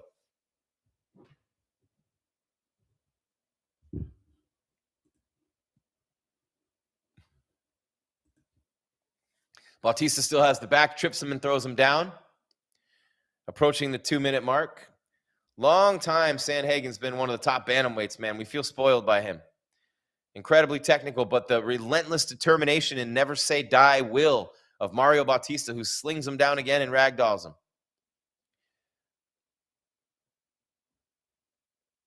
Oh, he's got the... Oh, he's working for the Kimura. Couldn't finish it off. Bautista, such a tough out at 135. Throws him down again. Had the arms around the waist and threw him down again. And Sandhagen, you wonder how that left leg's feeling right now, although he just pushed up off it, and he's looking pretty good as we get under 1:30 left in the fight. This is a hell of a fight. Mario B still has that back. Now Sandhagen spins around, and Bautista going for the double leg. Another takedown for Mario. I don't know if they're going to score that a takedown. Sandhagen kind of slipped and rolled and landed on his knees. I don't know. Mario still holding that waist, throwing him down. He's been doing this for over 1.5 minutes, maybe 2 minutes now. Sandhagen refusing to relent. Bautista refusing to let go. And now on the ground they roll. Each guy working for submissions. Bautista almost got caught in an ankle lock there. Under 1 minute left in the fight. Now Sandhagen with all the will, everything he has left in that tank on one leg. Can he steal a W here? It seems as though Bautista won round 1 and now he's taking round 3, but there's still 40 seconds left in the round. Sandhagen seemingly stole round 2. We don't know. Oh, now Sandhagen picks up Bautista and gets a double leg. Bautista right up, doesn't want to give up another takedown here and lose the round. This is going to be an interesting score. 20 seconds left. Both guys exhausted. 15 seconds left. Now they're going to stand and trade. Here it comes. Down to the wire. Oh, nice elbow from Sandhagen. Bautista coming in. Sandhagen looking to land a shot with the left. Nope. Oh, and he came in late. Bautista trying to get one more takedown. 2, 1. Did he get it? Yes, he did. That might have won him the fight. He grabbed him around the waist and dumped him down. It happened right at the end of the fight. That could have won him the fight. Sandhagen with the bad leg. What a show and display of heart from Sandhagen, right? You wouldn't expect anything less from either one of these guys. That was a hell of a scrap at 135, man. Not a lot of highlight reel stuff, not a ton of damage being done, but that was a really good fight at 135. And we'll go to the scorecards with Bruce Buffer in just a moment, right? What do you guys think? How do you score that one? Stressful says, I bet on McGregor or it's going to be a draw. You think it was after the buzzer, Caden? Maybe. Maybe. I said maybe. You're going to be the one that saves me. Look at those numbers. Thank you guys so much. Smash that like, hit that subscribe. If you want a super chat, throw us a super chat, and you whatever you want to say, whatever you want to comment, we'll throw it up on the screen for you to the worldwide audience here on MMA Weekly. Sonic Speed. Why do you say that, man, about Sandhagen? I would not agree with that sentiment. Sandhagen does something that rhymes with snows, he said. McGregor. Let's go Canes and McGregor. Clayton Yonker, what's up? We'll throw up the U on MMA Weekly. See, my Miami Hurricane audience follows me everywhere, Scott, man. That's going to be a fun year. A fun year with the Miami Hurricanes. 2 fights away from Conor McGregor. Oh, Berlanga and Butler's coming up. That's right, on Zuffa Boxing. We might have to start doing some Zuffa Boxing shows. I bet we do decent numbers on that. Would you guys watch us do live streams of Zuffa Boxing? I mean, we do like the Fury and Joshua fights. We do the big ones. We do the Jake Pauls. We do the exhibitions. We do the Jones and Tyson, Logan Paul and Mayweather. Mayweather, Pacquiao, no brainer. We did Pacquiao, Barrios. We do all the Canelos. All right, here we go. This one's going to the scorecards. It's anybody's fight. I'd say Bautista, 29-28. For decision. All 3 judges score this contest. 29-28, Mario Bautista. Yeah, there it is. The arm goes up. Bautista with the win. Wow, that's a big win for Mario. Big win for Mario Bautista. He goes to 18-3. with the unanimous decision win over the Sandman, Corey Sandhagen, who fought on one leg after round one. Got it all stretched out by an ankle lock. 34-year-old Sandhagen, his second loss to Novalishvili, but you look at his losses, such a huge win for Mario. Sandhagen's losses were to Sterling, Dillashaw, Jan, Nurmagomedov, and Novalishvili. Think about that. And Mario Bautista adds his name to the list, just keeps grinding, keeps working. Proud of you, Mario. Shout out to my man from Arizona. The counter's working tonight for him, the level changes, the takedowns, and that stretch of the second round where he had him by the waist and kept picking him up and hip tossing him, picking him up and hip tossing him. You know what I'm saying? Kind of like a Brock Lesnar suplex chain. You know, when Brock Lesnar hits like 8 suplexes in a row, that was Mario with his arms around the waist of Sandhagen. Dropped him in the second round, almost ripped his leg apart in the first round. I'm telling you, man, this kid is a relentless grinder. He shows up every day. He just keeps working. I read a book one time by a guy named Tommy Baker called the 1% rule. You get 1% better in each area of life every day, and it's a lot over the course of a month, a year, whatever. Well, Mario Bautista embodies that rule as a mixed martial artist, man. Proud of Mario Bautista and what he just accomplished with that win over Corey Sandhagen. Big, big, big win for Mario. He can come back to Arizona and celebrate. International Fight Week's a different beast too, man. People there from all over the world. The buzz is real. You had the Hall of Fame this week. The legends are all in the house. The celebrities are there. Oh, why would they show Chet Holmgren of the Oklahoma City Thunder? He's the last guy you'd expect to see at a fight after the way he got punked by the Spurs. Jalen Williams. Oh, the NBA guys are in the house.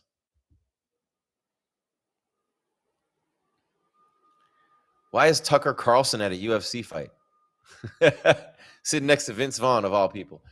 Oh, the Red Hot Chili Peppers, dude. See, that's what you get in Vegas this time of year, International Fight Week. Mike Tyson, of course. It's a Conor McGregor fight, man. Everybody's going to be there. It's sold out in a half hour. You guys remember? Taylor Sheridan, the king of TV right now. Oh, Scott's favorite, Mackenzie Dern. He's not on the Mackenzie Dern hype train, by the way. Oh, Joanna Jacek there. I love Joanna. Of all time, Joanna Jacek as a person, as everything, as a champion, as a fighter. I mean, just unbelievable. Really love her. Haven't seen her in probably 4 years now. Crazy when you think about it.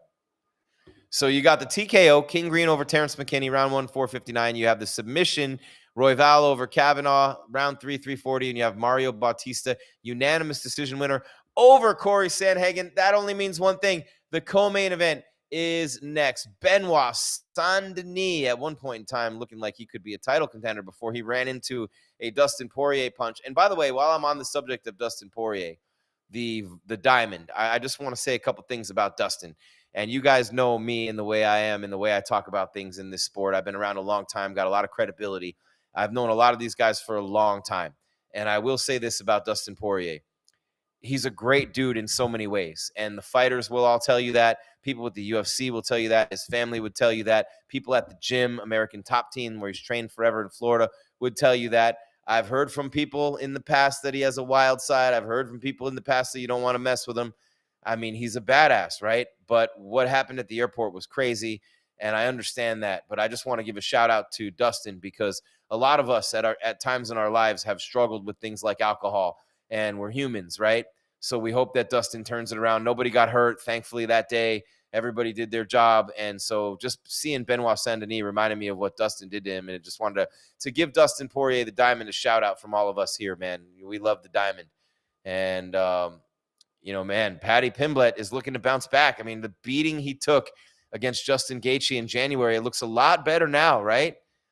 So much better now after we saw what Justin did to Topuria. People got fooled by what Max did to Gaethje and thought Gaethje was slipping. But you remember with Gaethje, right? I mean, I'll always go back and give you an education here anytime you want it. And for those of you who are with me, you know what I'm about to say. People thought Gaethje was slipping after the Max loss because he lost to Khabib, beat Michael Chandler, lost to Oliveira after knocking him down in that title fight in Arizona, comes back and beats Fiziev and Poirier back-to-back.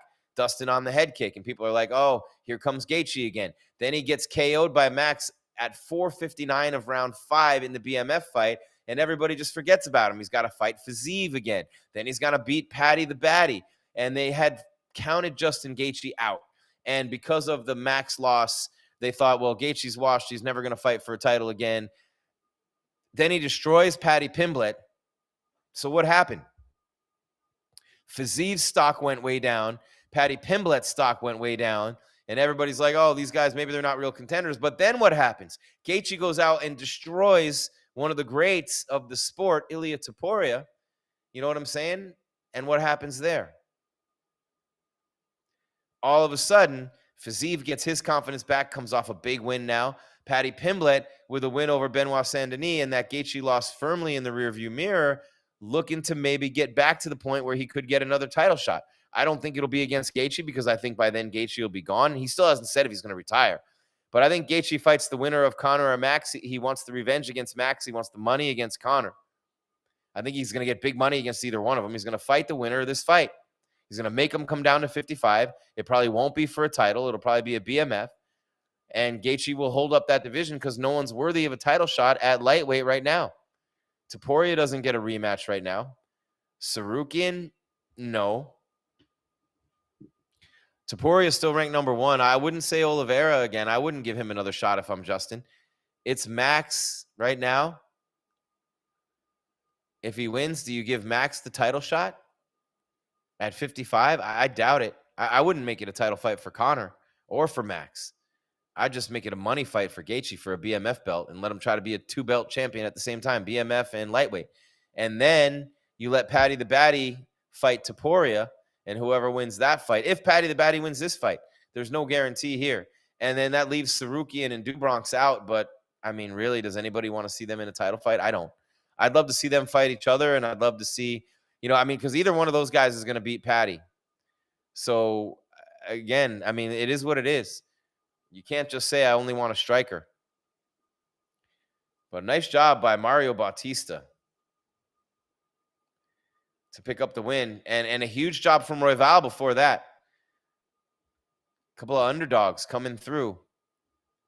And now we get Paddy the Baddy and Benoit Saint-Denis.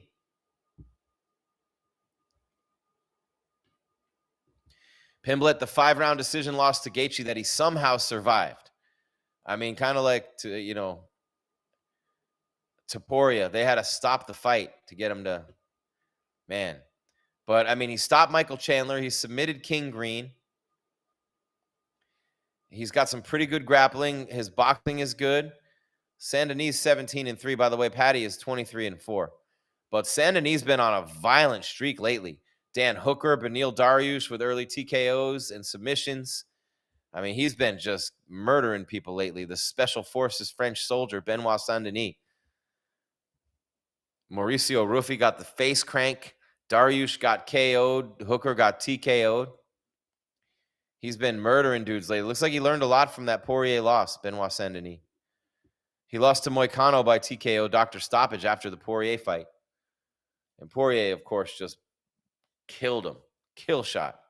Unbelievable. That was one of the best finishes of Poirier's career. Benoit Saint-Denis is at -155. Paddy the Baddy at +130. The thing about Saint-Denis is he comes forward, and when he comes forward, he's just throwing with such heat and mean intentions. He gets a little reckless still, and he's still very hittable. That, I talked about last fight with Sandhagen, where that head's moving constantly and you can't line him up. That's not the case with Saint-Denis, or at least it hasn't been with Saint-Denis. So we'll see. Hittable, he's got straight lines that he comes in on. Paddy's got some great counter shots too. And so if he can stay back and, be in that range, it'll be really helpful for him. I think, too, the gas tank for Paddy, he's experienced, and he's unpredictable on the feet. And when you're unpredictable and you're coming in from different angles and you're dropping down and different levels, it's difficult for your opponent for so many reasons, but it also wears you out. And I don't know if Saint-Denis' cardio will keep up with that. Paddy's circling around, landing the jab, level changes, mixing a takedown here and there. You know, Paddy's got excellent submission game. BSD's got great top game too. Explosive, man. So will BSD be able to conserve enough gas if he doesn't get an early finish in this fight? We shall see. But the fans in Vegas are loving it, man. UFC International Fight Week is packed. Paddy the Baddy making the walk. I mean, the best way I've heard Saint-Denis described is sustained violence. I've seen that in a couple places about him. And he literally just, I mean, strikes and level changes, clinches, you know, I mean, everything's explosive. Everything's defend, defend, defend. What's he going to do next? It's like a helicopter propeller coming at you, you know? It's multi-layered, it's sustained, it's violent. And if you get caught by any of those, you're bleeding, you're hurting, the lights could go out, in your face, kicking, punching, shooting. And the thing about Paddy is in the past when he's fought guys like this, he's not had a lot of success. He tends to give up position. He tends to get taken down. And then when you're on the mat with Saint-Denis, I mean, you might as well be down there with Freddy Krueger at that point. I mean, strikes and choke threats trying to mentally break you. Cardio, he wants to walk through fire. Everything about this says chaos. If Paddy the Baddy can keep it maintained with the cool and the calm focus, he's dancing on his way out to the octagon right now. From Liverpool, England. Paddy the Baddy Pimblett. Did England win in the World Cup today? Anybody know? Does anybody ever score in soccer? Let's see.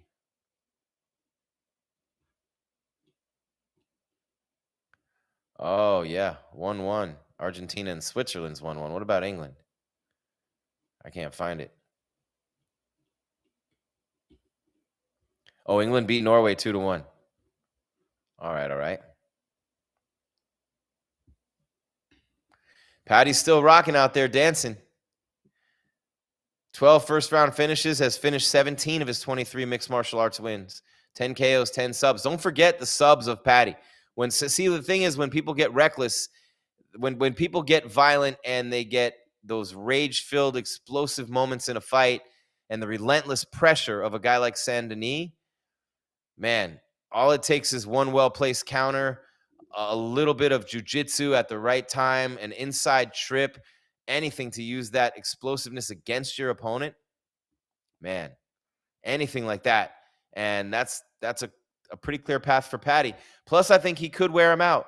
I think if he stays back, defends takedowns, he's got to be all right going into a firefight and keep his calm and his cool. But you know, look for within his takedown defense, look for submissions. Yes, defend takedowns with submissions. I agree with Daniel Cormier on that, on his keys to victory. Defend takedown with submission attempts. Exactly.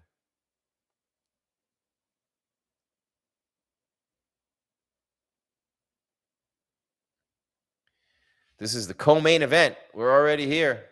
Oh, you got to love the International Fight Week crowd. Everybody's got the couture out. Damn.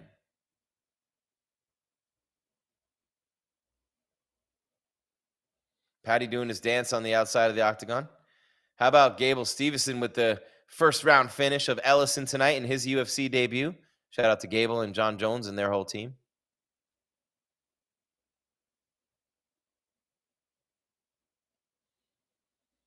Paddy the Baddy, he loves holding court. He loves being the center of attention, in the center of the octagon. No doubt about that.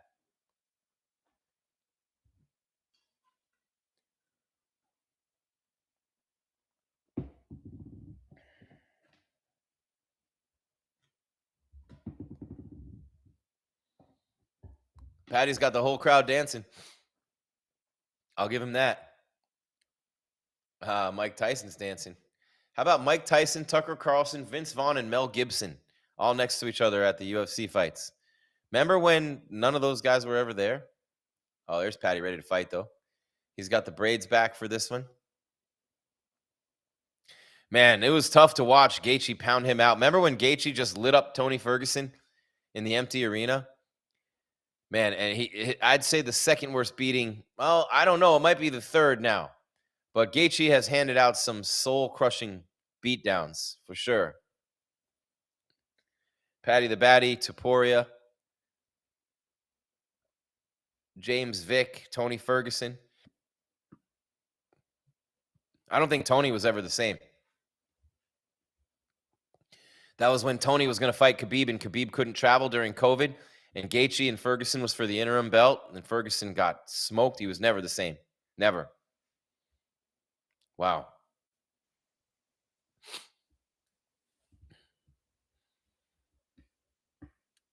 Still only 8 o'clock on the West Coast. We got the Mac coming back. Give me a little shout out on here, will you? Where are you from? Where are you watching us from right now? And what do you think of these next two fights? Who do you have in the co-main event? Is it Benoit Saint-Denis, the French Special Forces soldier, or is it Paddy the Baddy, who looks like one of those art house guys from London, England? So funny. And you got the Special Forces Saint-Denis coming out. Look at the look of death in his eyes, man. The intense focus of Saint-Denis as he makes his walk. We got Pittsburgh. We got New Hampshire. We have You're an Idiot. Thanks, Donald. Appreciate that. Ireland, New Jersey, Alberta. Got my money on Max, says Jug Baby. Raleigh, North Carolina, I got Max. I can hardly read the text. They're going so fast. Kazakhstan. Shout out to Kazakhstan. Perth, Australia. Oklahoma, Hawaii. Paddy and Conor. Lithuania, Atlanta, Quebec, Florida. Love having you guys here. UFC 329 at MMA Weekly. Saint-Denis almost to the octagon.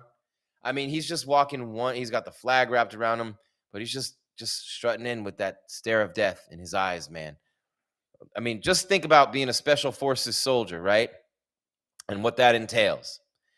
And just imagine how many people have looked into his eyes, and those were the last eyes he's ever seen, that person.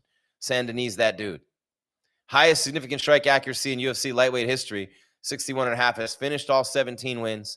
The losses to Poirier, and that was the one where he got smoked by Dustin, right? And he lost to Moicano as well, lost to Dos Santos, Elizeu Zaleski Dos Santos by unanimous decision in his UFC debut. But the Moicano was a doctor stoppage, and he could have won that fight. And the Poirier, he just got crushed. So obviously the keys for him are pressure, pace, dominate the grappling. Those are Rogan's keys. They're everybody's keys for Benoit Saint-Denis. And he's going to come in there and just look to attack Paddy Pimblett. Variations of strikes, variations of takedown attempts. If he gets him on the ground, he's going to look to kill him. Literally. On the feet, he's going to look to kill him. On the ground, he's going to be looking to kill him. Paddy the Baddy has to know that he's getting into a firefight right now. He's got to maintain his cool, his calm, his composure, and win with that. Good luck, man. This is going to be fun, though. A lot of fun as Saint-Denis heads back to his corner and we get ready for the official intros. Edmonton in the house. Sanford going for Max. What up, Sanford? Paddy's fighting right now. British Columbia in the house. BC. James Lynch, Vancouver. Shout out to my guy, James Lynch. Got to say hi to him. He's in the press room with Scott. Max, are you listening? Max, your axe is getting kicked. All right, here we go. Max isn't listening right now. I guarantee you that. We got South Africa in the house. Rhode Island, fellow New Englander like me. Look at this. We got a ton of people in the chat. Thank you so much for being here. Smash that like, hit that subscribe. You got 31 years old for Paddy, 30 for Saint-Denis, 1-inch height advantage for Saint-Denis, 5'11" to 5'10". The reach is even at 73. They both weighed in at 156. 17-3, 1 no contest for Saint-Denis, who's a -130 favorite. Plus 110, the dog, Paddy the Baddy, is 23-4 with 19 finishes. And Bruce Buffer making his intro. So we are just seconds away from the co-main event. Oh, man, Saint-Denis. Saint-Denis, I mean, he just comes flying. This dude is a pleasure to watch. He's killer. Look at those eyes. How many people have died staring into those eyes? That's what I really want to know. because Paddy's staring into him right now. And this dude is a special forces soldier, like Tim Kennedy, right? How many people have looked into those eyes and they were the last eyes that dude saw? Austin, Texas in the house. Wichita, Kansas. Sacramento. Sacramento, where you at? Hawaii. Maxland. Antarctica. Jamaica. Ooh, I want to take you. Max, go end him tonight. Let's go. Paddy the Batty, 23-4. Fighting out of Liverpool, mate. The Beatles. Man, he's a good-looking dude, too. He got that face beat in by Gaethje. He better be careful. Same thing could happen against Saint-Denis tonight. Paddy Pimblett coming off the loss to Gaethje, and you never know, right? The guy's 23-3 at the time. He TKOs Michael Chandler. He had been hit. He had been through some things, but to take a beating the likes of which Paddy Pimblett took against Justin Gaethje. Think about this. Justin Gaethje, back-to-back beatdowns of Paddy and Ilia Topuria. Two of the worst and most vicious beatdowns we've ever seen in the UFC. Back-to-back for Gaethje. How do you respond coming back from that kind of a beating? How do you respond when your brain has been jarred against your skull for 25 straight minutes? Your face has been rearranged. You're having surgeries. How do you come back from that the next time in there? That determines a lot. We've seen the greats do it. We've seen the greats come back from beatings and come back and be great again. We've seen it many, many times. Max Holloway, how many times has he done that? Man. Bad losses anyway for Max, not beatings necessarily.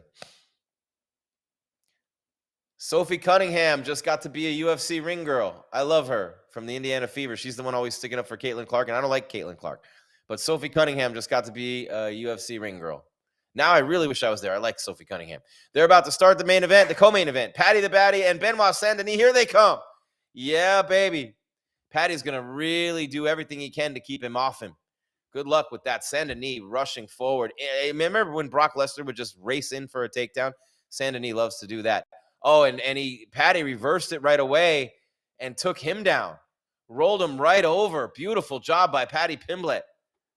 And now Paddy's got like a front face lock on him. Oh, wow. That was so high level. Saint-Denis raced right in for the takedown. See, when that's what DC said, and we were just talking about that. Use the takedowns against him to try to pick up submissions. And now Paddy's got a choke on him. Oh, Saint-Denis in big trouble. Saint-Denis in big trouble. He's got a guillotine under there. Oh, he went out. Oh, are you kidding me? Are you kidding me? Paddy the Batty Pimblett, are you kidding me? What in the world did I just see? Benoit Saint-Denis went right to sleep. What's the timing on that? That's a submission of the year. That's a submission of the decade. Paddy the Batty has T-Mobile Arena going crazy. Vegas going nuts for the Batty. He said he's going to run into a submission. He said that leading up to this fight. He put the legs up over the top of the back and dropped him right down. Spun him over and choked him out. Are you kidding me? Are you kidding me? I mean, we knew the grappling would come into play. I'm sitting here stunned. Holy, what in the world? I mean, Saint-Denis, a jiu-jitsu champion, French national champion. And he went right into that. Oh, my Lord. For him to do that to Benoit Saint-Denis is absolutely crazy. And he's got the arena rocking. He's up on top of the cage. It was a beautiful shot from Saint-Denis. Who doesn't understand what just happened? Wow. Paddy Pimblett. I mean, Saint-Denis threw a head kick, raced right in for a takedown, went in for a double leg, tried to pick up the left leg. Paddy instantly grabbed him in that front. Oh, and then he rotated him right. Oh, that's high level. The guillotine right in there. Oh, man. And then he gets the legs up over the back. You hardly ever see it like this. Then he rolls over. Oh, the death roll like an alligator. The arms trapped in. Yeah, oh, man, there's no way. Your breath is gone. The blood's gone to your head. What? I mean, I don't. Remember Mighty Mouse with the flying armbar on Ray Borg? That's probably the greatest submission win I've ever seen. This is number 2, man. This is up there. Where do you rank this? Paddy Pimblett. I mean, do you give him a rematch now? Probably not. Probably not. Oh my, wow. Well, Dana's excited. Vince Vaughn gets a high five. Mel Gibson gets a high five. This is the UFC now. It used to be cool celebrities. Now it's whoever WME Endeavor needs to get a new role for. I mean, I can't blame him. I'd do the same. And Vince Vaughn's great. I mean, who doesn't love Vince Vaughn? And Mel Gibson's Mel Gibson, right? And shout out to them for being at the fights. I'm a hater. Wow, this is awesome. Paddy Pimblett. What's the time? What's the time? It's about that time. What's the time? Give me the official time. Buffer hasn't announced it yet, but that usually doesn't stop people from putting it up. Saint-Denis falls to 17-4. Paddy is 24-4. What do you do with Paddy next? I mean, what do you do with Paddy next? He's ranked 9th. You tried to catch lightning in a bottle and get him an interim title fight, or you got him an interim title fight with Gaethje. Went all the way down to 9 after that loss. But he's got to go back up now. He's got to be 5 after this. He's not going to fight Moicano or Gamrot. You're not going to bury him there. Holloway's 4. Wow. Let's see the official time. 52 seconds of the very first round. Declaring your winner by submission due to a choke. Paddy Pimblett. Oh, my Lord. I can't wait to watch this interview. Rogan's got the best job in sports, does he not? And the best job in life. He's got them both. Good for him. All 3, actually. He's a stand-up, too. He has all 3. But, I mean, you don't want to put Paddy in there against Dubronx or Sarukian. That's a one-way ticket to not good things for him. He just beat Saint-Denis. That leaves Topuria, who's out for a long time. I think Arman and Dubronx should fight.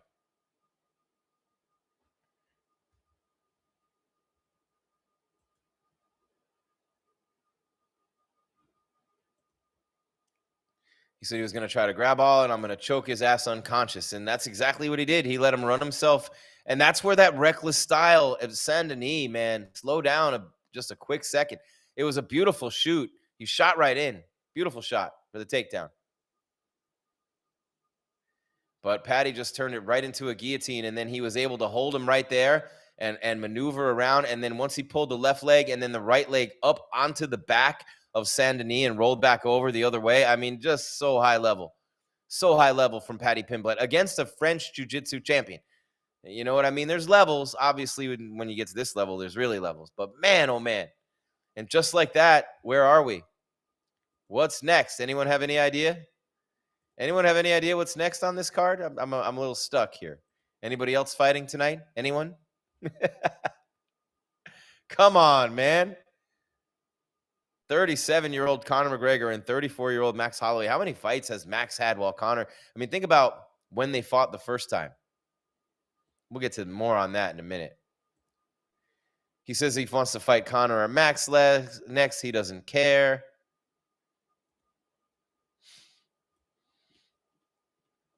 But from the time they fought, and this is crazy, right? When Conor McGregor and Max Holloway last fought,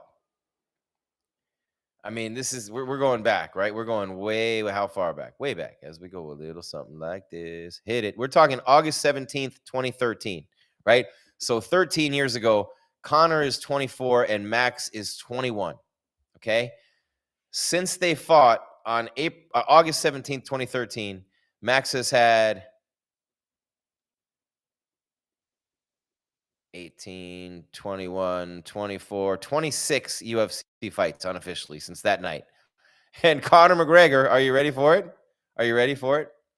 Has had 12. 26-12 unofficially since that night when they first fought. Conor's only fought 12 times since then. 13 counting Floyd, if you count that. I mean, just think about that, man. Oh, Paddy the Baddy. He's going to be partying in Vegas. Didn't get touched. Not a scratch. Nothing. Can you imagine his after party tonight? What that's going to be like? That's the dream come true. You go to International Fight Week and the biggest fight card of the year. You make a ton of money. You barely break a sweat. You don't get touched. You don't get hurt. You're in Vegas. You got the after party. Paddy the Baddy Pimblett is living the dream. Yeah, they showed Secure Stevenson and these dopes at Paramount. They said that Shakur Stevenson was an NBA player before. I'm sure Dana's going to love that with Zuffa Boxing. Just show us another Dutton Ranch promo. Don't worry about, oh, there's Puka. I love Puka Nakua. Shout out Puka. Drew Brees in the house. Little crazy, man. Big night in Vegas for the return of the Mac. And what a spectacle. Everybody in that place on their feet right now. Not a person sitting inside T-Mobile Arena. And we talked about it earlier, right? We talked about the man himself. We talked about the rise of Conor McGregor. We talked about the way that he spoke on that mic, the Mystic Mac, everybody making a ton of money when Conor McGregor came to town for a fight.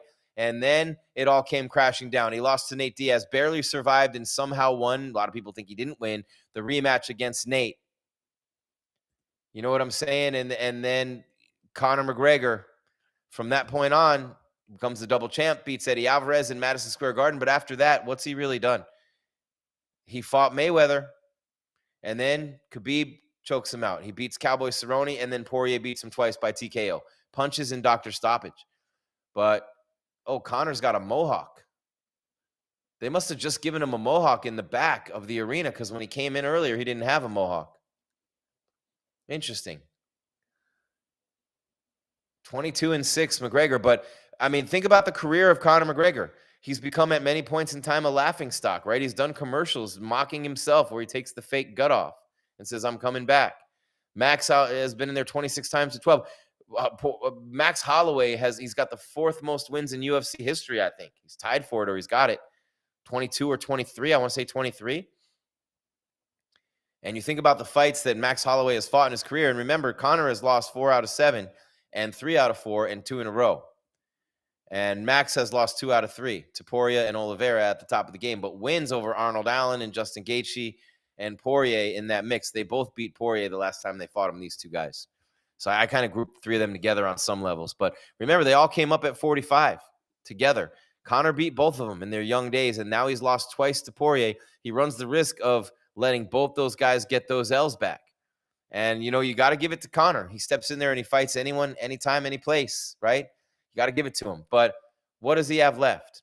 We know Max has a lot left. We know that. What does Conor have left? And what happens if he wins this fight? They say he's got another fight lined up for next year. If it's next year, I doubt it would be Gaethje. But if I'm Gaethje, I say I want Conor next. Would you give Conor a shot at the belt? Would you even have the nerve? I mean, the lightweight division's open. Conor's fighting at welter tonight. I don't know, but what has Conor ever done to really deserve? I mean, his name, right? His likeness, his image, the money that he brings has been huge. Nobody's done more. We talked about it earlier. All those levels that the UFC has reached where they wouldn't be where they are today without each of these levels. The sale to Dana and the Fertittas, or really the Fertittas and Dana. Tito and Chuck, Rampage and Rashad, Kimbo on Tough. The first Ultimate Fighter is what got it kicked off. All those things that I mentioned, Ronda Rousey, Brock Lesnar coming in, all those things, all of them together don't add up to the impact of one Conor McGregor. The worldwide global impact, he's the one who made this a worldwide sport with Khabib. I asked Dana that week at the press conference. He knew that his life and the UFC would never be the same. He knew that. That week is the week he knew that more than ever. And it was because, in large part, of this man right here and Khabib. But he made Khabib a star. Red panty night for everybody, right? What do you do if Conor shocks the world and beats Max Holloway? And it would be shocking the world. Let's make no mistake about it here in this fight. There's a reason why the odds are what they are. There's a reason why. I mean, of course there is. It's 13 years later, right?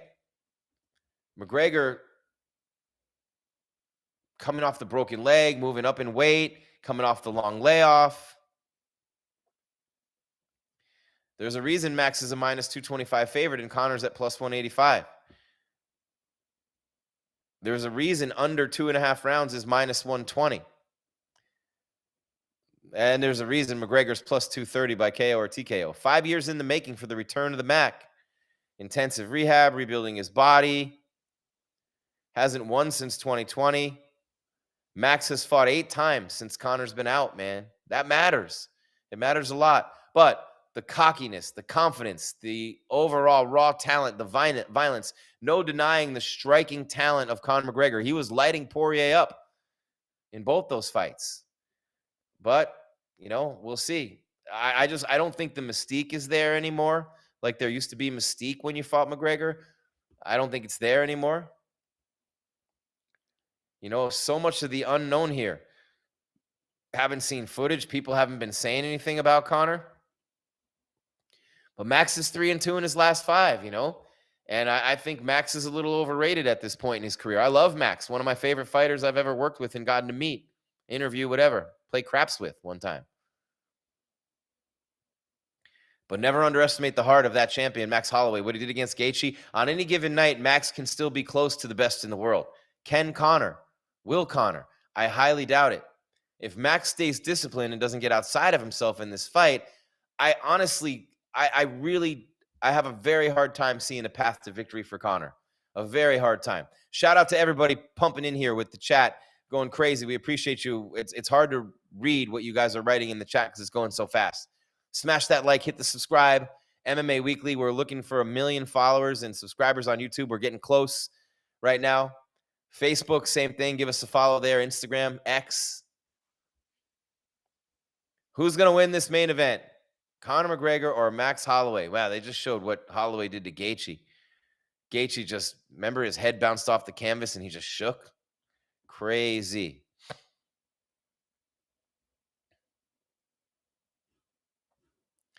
McGregor's got something to prove to himself here, too. If you think about the mercurial rise of Conor McGregor and what he really could have been, everything he has been to the people of Ireland, everything he has been to kids worldwide, to fans of this sport, everything he has been in his own life, everything he's achieved and accomplished, right? If you're Conor McGregor, aren't you feeling like you threw it away?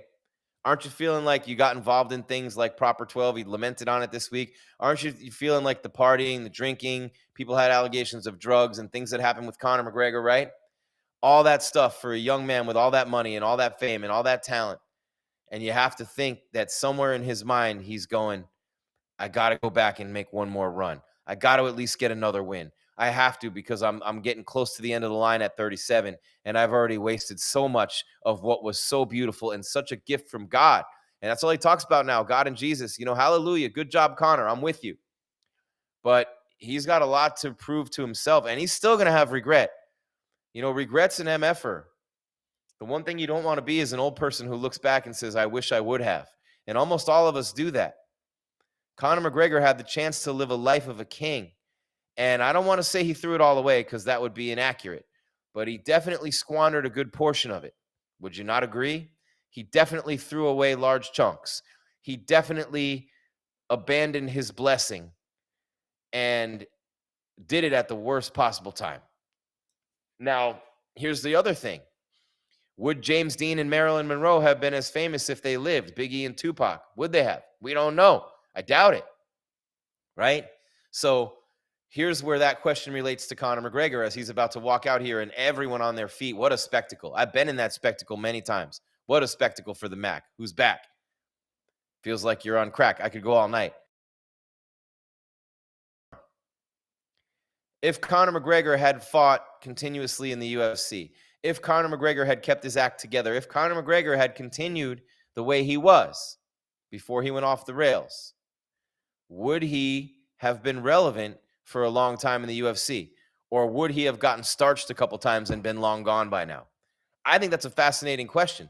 I don't want to say that he would have because his talent's been immense. As Max walks out, Conor's the red corner, of course. Shouldn't be.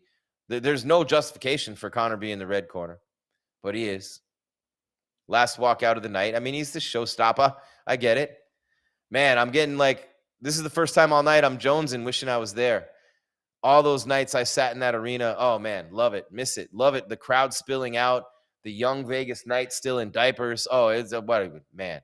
I need to be young again, guys. Somebody take me back.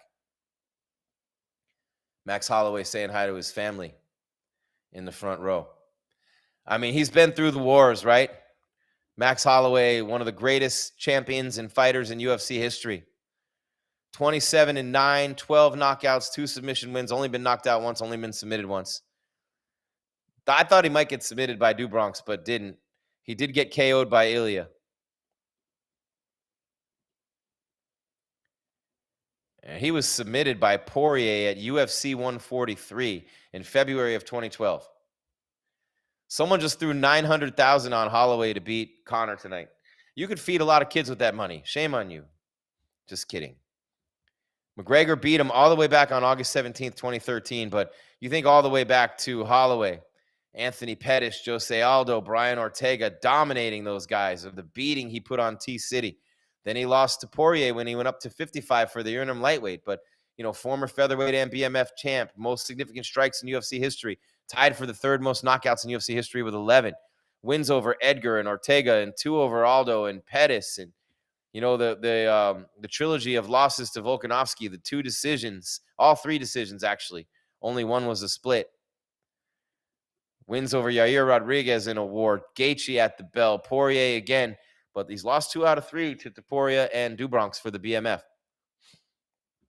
So this is his 3rd fight in the last 4 that's either a main event or a title fight.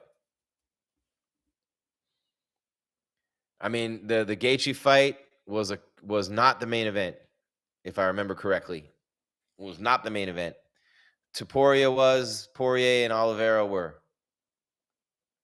Was Oliveira the main event? That was the BMF, but was it the main event? Yeah, it was. It had to have been. Yeah. Well, Holloway's in there with the Hawaiian flowers on the like the Calvin Klein boxer UFC trunks. So much better with Venom than Reebok, man. They were so bad with Reebok. The worst pro sports uniforms I've ever seen, the fighter kits with Reebok. And here it is, Conor McGregor. How about 33 UFC appearances for Max Holloway? How about that? Oh, and here comes Conor. There's no spectacle like it in sports. I've been there for a Mike Tyson walkout. I've been there for Game 7 of the conference finals and NBA finals. I've been there for the conference championship games in the NFL. I've been there for the college football national championship game. I've been to almost every big sporting event you could ever imagine.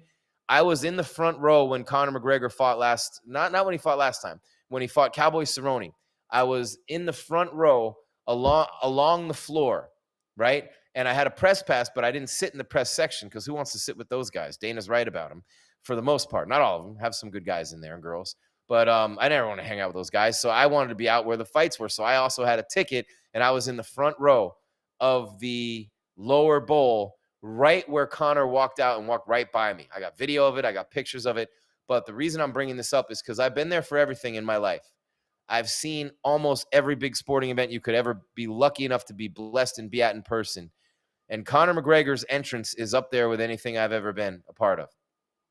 I'm talking Stone Cold Steve Austin in his heyday, Hulk Hogan in his heyday. I've been in those buildings, Madison Square Garden for the Hulkster when I was 13 years old. I've been in all of them. I've seen the entrances of all the greats, all the biggest names.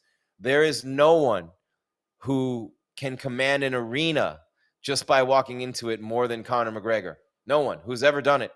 And for a guy, when you think about it, what are his biggest wins? Alvarez? Aldo, of course, was the huge one.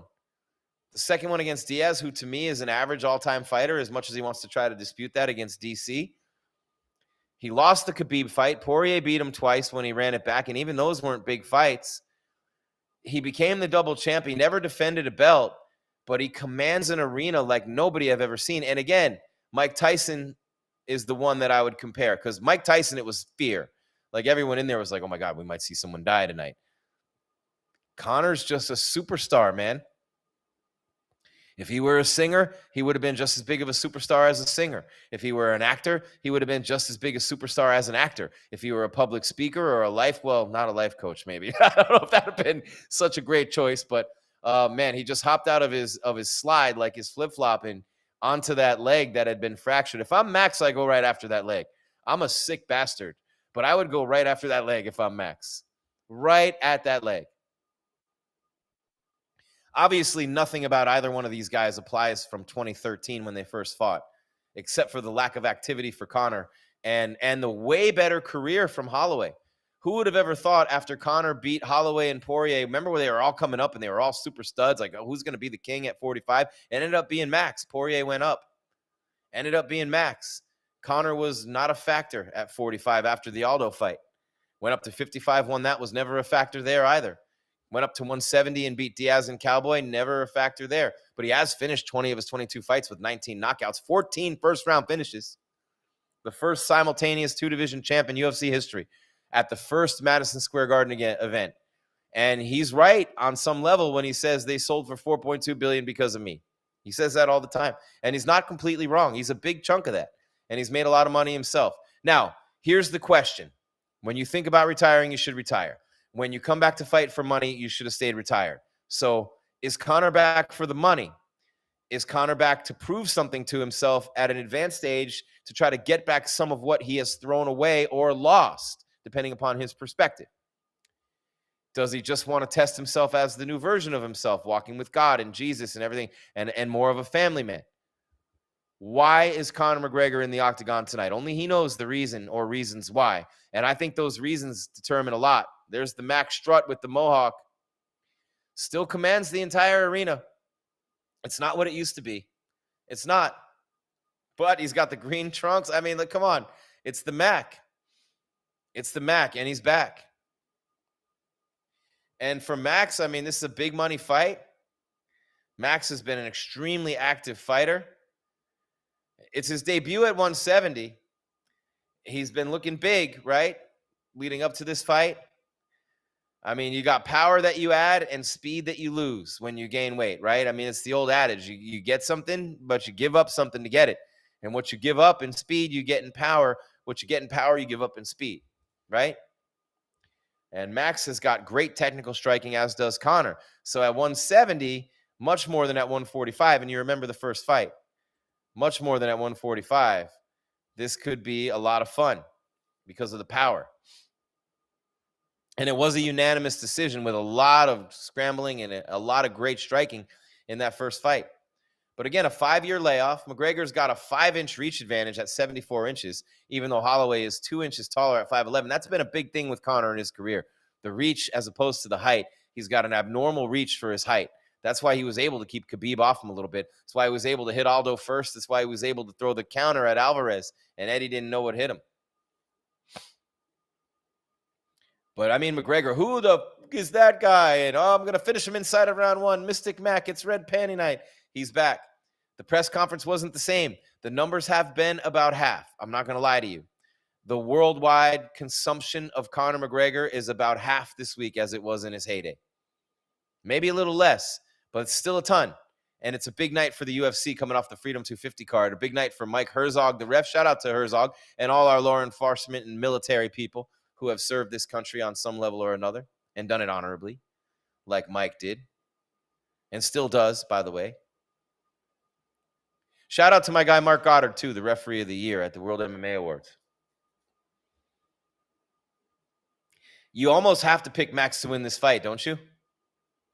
What's Conor's path? Anyone? Bueller?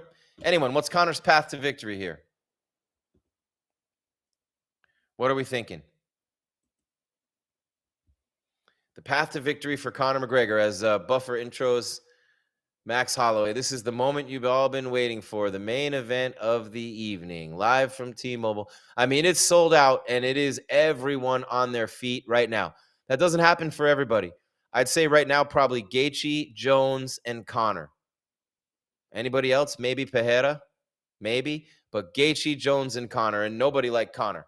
There's nothing like a Conor McGregor fight night. I was at both Diaz fights. I was at the Cowboy-Cerrone fight. I was at one of his other fights. I'm trying to remember. It was a Poirier fight.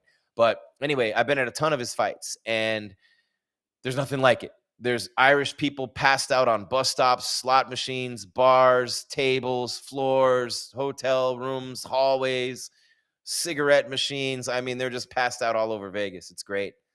And, I mean, we should see who has better tattoos. Who has better tattoos, Max or Conor? Unbelievable. But two incredible warriors. I don't want to take anything away from Conor McGregor.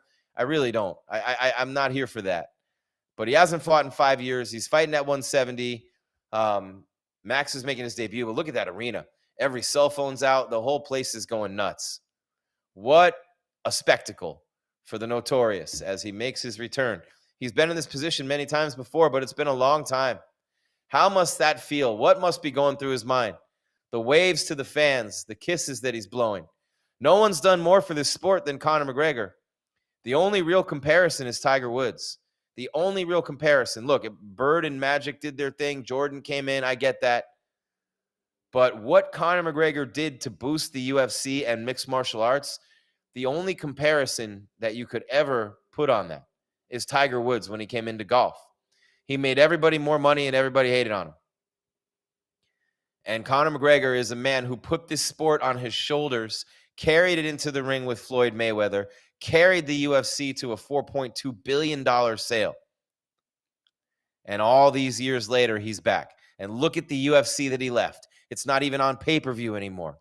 The bonus system's not the same. The money's not the same. They just look eye to eye. Wow, I can't believe we're about to see Conor fight again. Completely different world, completely different UFC, completely different Conor McGregor and Max Holloway, but 13 years later, here they come. And we shall see. I mean, the cardio for Conor, can he go 5 rounds if he needs to? He looks chiseled. He looks great at 170. Will Max be able to deal with the power? And here it comes. Start the clock, round 1. Conor went right at him, ended up slipping. He raced at him. Oh, Conor going right at him to kick and slip twice. And now Max is going to jump on top of him and start throwing bombs from the top. Conor slipped on a slippery octagon 2 times. Now he's looking for up kicks. Max looking for big shots from the top. Conor's on his back. Let him up, Max. Let him up. Come on, man. He raced at him twice and slipped both times. I talk about this all the time with all those painted logos on the canvas. And bare feet, man.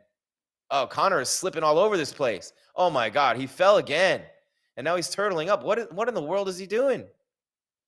He slipped 3 times. What? And now Max looking to land big shots from the... I'm confused what I'm seeing here. Conor's on the ground, on his back, spinning around, throwing up kicks. Max going to let him up again. Conor has charged Max 3 times. All 3 times he slipped. His legs don't look right. Oh, his leg is killing it. What happened to his leg? Oh, no, that's the leg that he broke. No. No, no, no, no, no, no, no, no, no, no, no, no, no, no. Oh, no. Don't tell me. It's the leg. He broke his leg again. Don't tell me. Oh, no. No, you just can't see this. No, this is the cruel side of sports. You don't ever want to see this. Come on, no. He rushed in right away, and I want to see it because there's got to be a point in time when we look at the replays where something happened there. It's either the leg that broke breaking again or it's something that supported it. You know, you overcompensate. But Conor raced in for a kick, fell down right away. Raced in for another one, fell down right away again. Then he stood and tried to exchange, throwing jabs and punches, fell down right away again. I mean, this is cruel. You think of all the times he's trained, all the sparring he's done, everything that's happened. And for it to go down like this tonight is, oh, my God. Oh, my God. Yeah, oh, wow. Wow. Let's see if I can see something here. Here's where the fight started. Raced in, jumped across, threw a big kick, and hit and landed on that right leg and grabbed it right away. Oh, man. Came out like a showman that he is. Live by the sword, die by the sword. And then he's coming forward, throws another kick, lands on that leg, and again it buckles twice in a row. Oh, my God. That's got to be the most disheartening thing in the world. And then he's standing, trying to trade, comes forward, throws a punch, falls again. Can't put the weight on that leg. Guess it was worse than Sandhagen's, but Max is like, yo, what's going on? He's hurt. He doesn't want to just punch at him. Oh, man. Oh, yeah. And then he tried to put weight on it again, grabbed the side of the knee. Oh. But, you hate to see that. I'm sure a lot of people are going to be saying their piece on this, and I can't. Man, that is awful for anyone who's ever competed. I don't care how much of it he's thrown away. Jones is in the same boat, but a much bigger boat and a much better boat.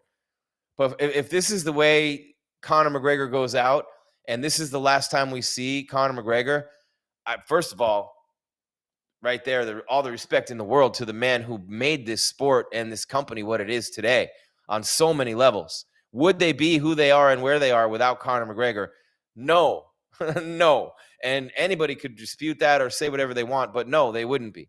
The crossover fight with Mayweather elevated the UFC on levels that were absurd. In fact, Dana and the Fertittas screwed up royally when they put Jones in the main event at UFC 200. Whether that was Dana, the Fertittas, Joe Silva, whatever, they didn't want to pay Conor to fight Diaz in the rematch in the main event. It ended up being Jones DC, and Jones didn't end up getting to fight. Remember that? That was the worst fight week of my life. There used to be a lot of those at the UFC. Tony and Khabib, Amanda and Valentina, that happened once. But, man, it's crazy when you think about Conor McGregor and everything he's meant to this sport, to this company, to fans, to the country of Ireland. They got to be devastated, and people will say karma. People will say he threw it away on alcohol and whatever drug accusations. And, but I've always felt like this, and I've been blessed to be around people like this my whole life. As a fringe guy, as a sports announcer, as an entertainer, I've been there. I've been in the big rooms. I've been with the people who have made the world go round, and I've seen a lot of the commonalities in those people.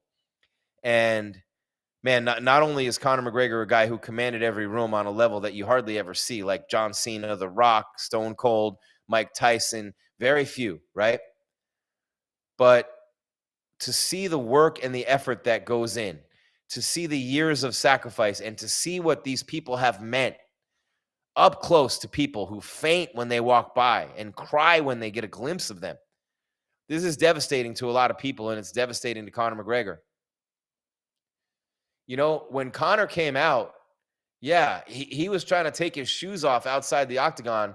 Yeah, and he was limping. Remember, I said that. I said that live as it happened. He hopped on his flip-flop, and he could barely get out of his flip-flop and put the weight on his leg. He knew. That's why he went with that kick right away. Did he do something in the back to his leg? Was there a pre-existing injury? There's so many questions. Oh, my God, and I'm not there to ask them. Who's going to ask him? Max doesn't want to win that way. Oh, excuse me. I have one of those rib head things on my back. You know what I'm talking about? Where if you even move like an inch, your back just kills you. And I just sneeze, and I feel like I got shot. Max Holloway wins by TKO. I mean, he gets a lot of money. But you'd love to, between Max and Paddy the Baddy. Max really wanted to win, and he really wanted a good fight.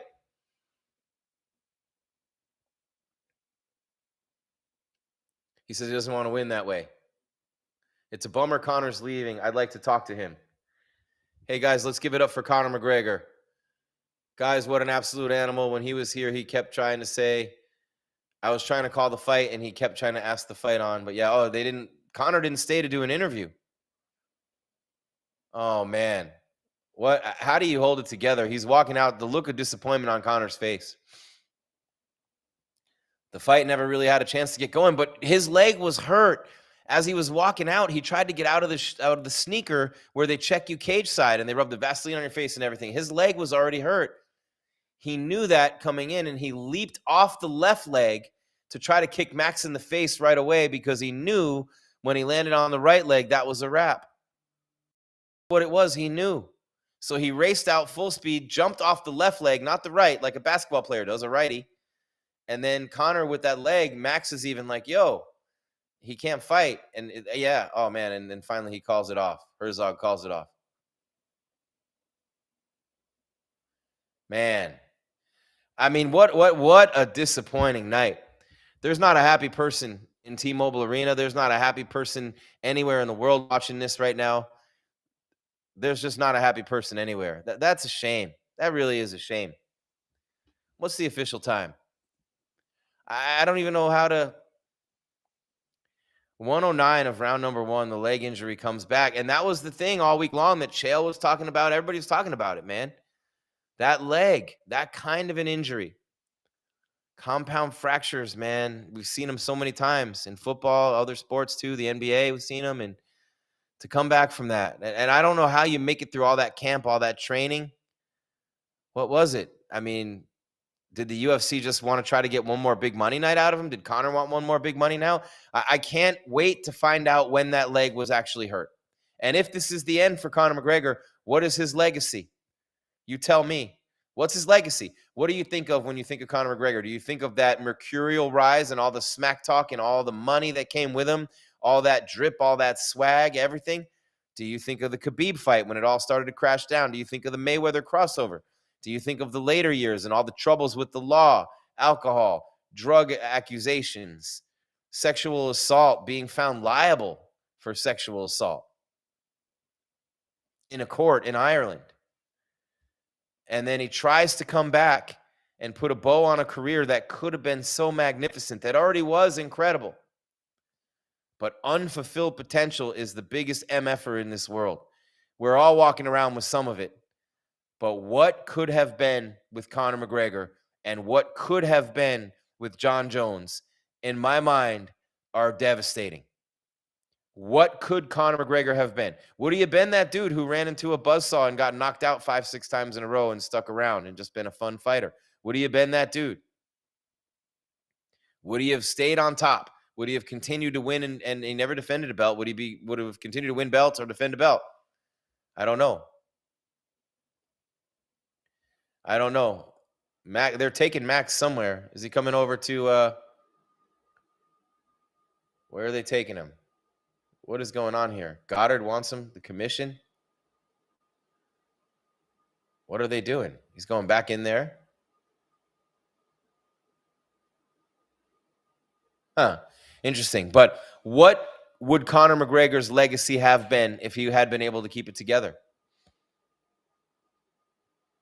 And, obviously the leg was his last fight before this one. Just the last couple of times they tried to come back. Think of the Dustin Poirier fight on Fight Island. Conor was murdering him early. If he had been able to finish that fight and then he doesn't do the Poirier rematch at 264, maybe there's no, maybe he fights Justin Gaethje at that time. Maybe there's no leg injury. So think of the sequence of events that led to this. This is just, no one's got, there's no one who could ever be happy about this. There's no way. No one could be about this.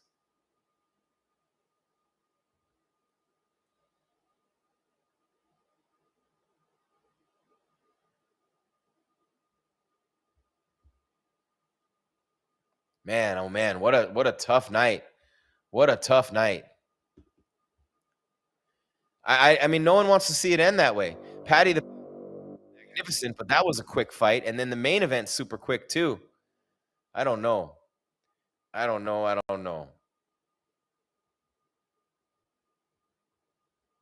Scott, can you hear me? I don't know if Scott can hear me or not.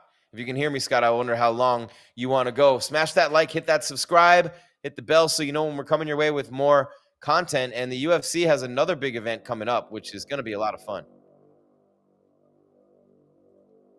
Duplessis and Usman coming up next. Does Kamaru Usman still have it? Ankalaev and Roundtree. UFC 330 is a ways away. What's the date on that? Is that the music? Do I hear the music? No. So UFC 330 is on August 15th. So we will be here live for that one. That's going to be a big night here on MMA Weekly as well with Islam and Ian Machado Gary. Oh, man. I mean, they took a big risk letting Conor fight again, and it blew up in their face. It's a knee injury. It could have been caused by oh, man. DC says he feels like he's a kid and someone took his candy from him, and he's sad.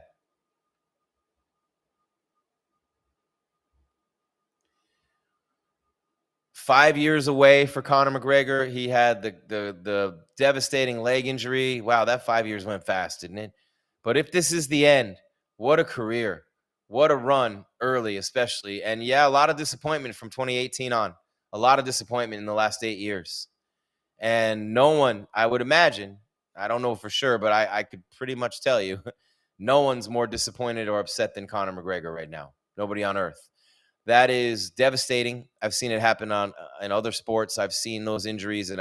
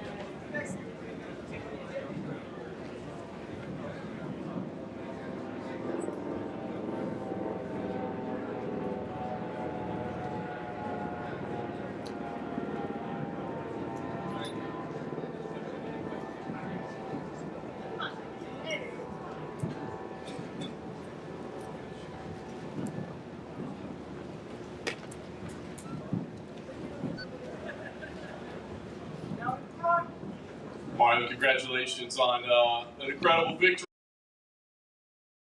Card, I guess just talk to me right now how you're feeling about this whole experience and your performance tonight. It was a crazy experience, walking out there. It was a big crowd, fighting against Corey Sandhagen, getting that rematch win, just something I manifested for years. That's wild to me, bro. It's wild. It's wild. Yeah.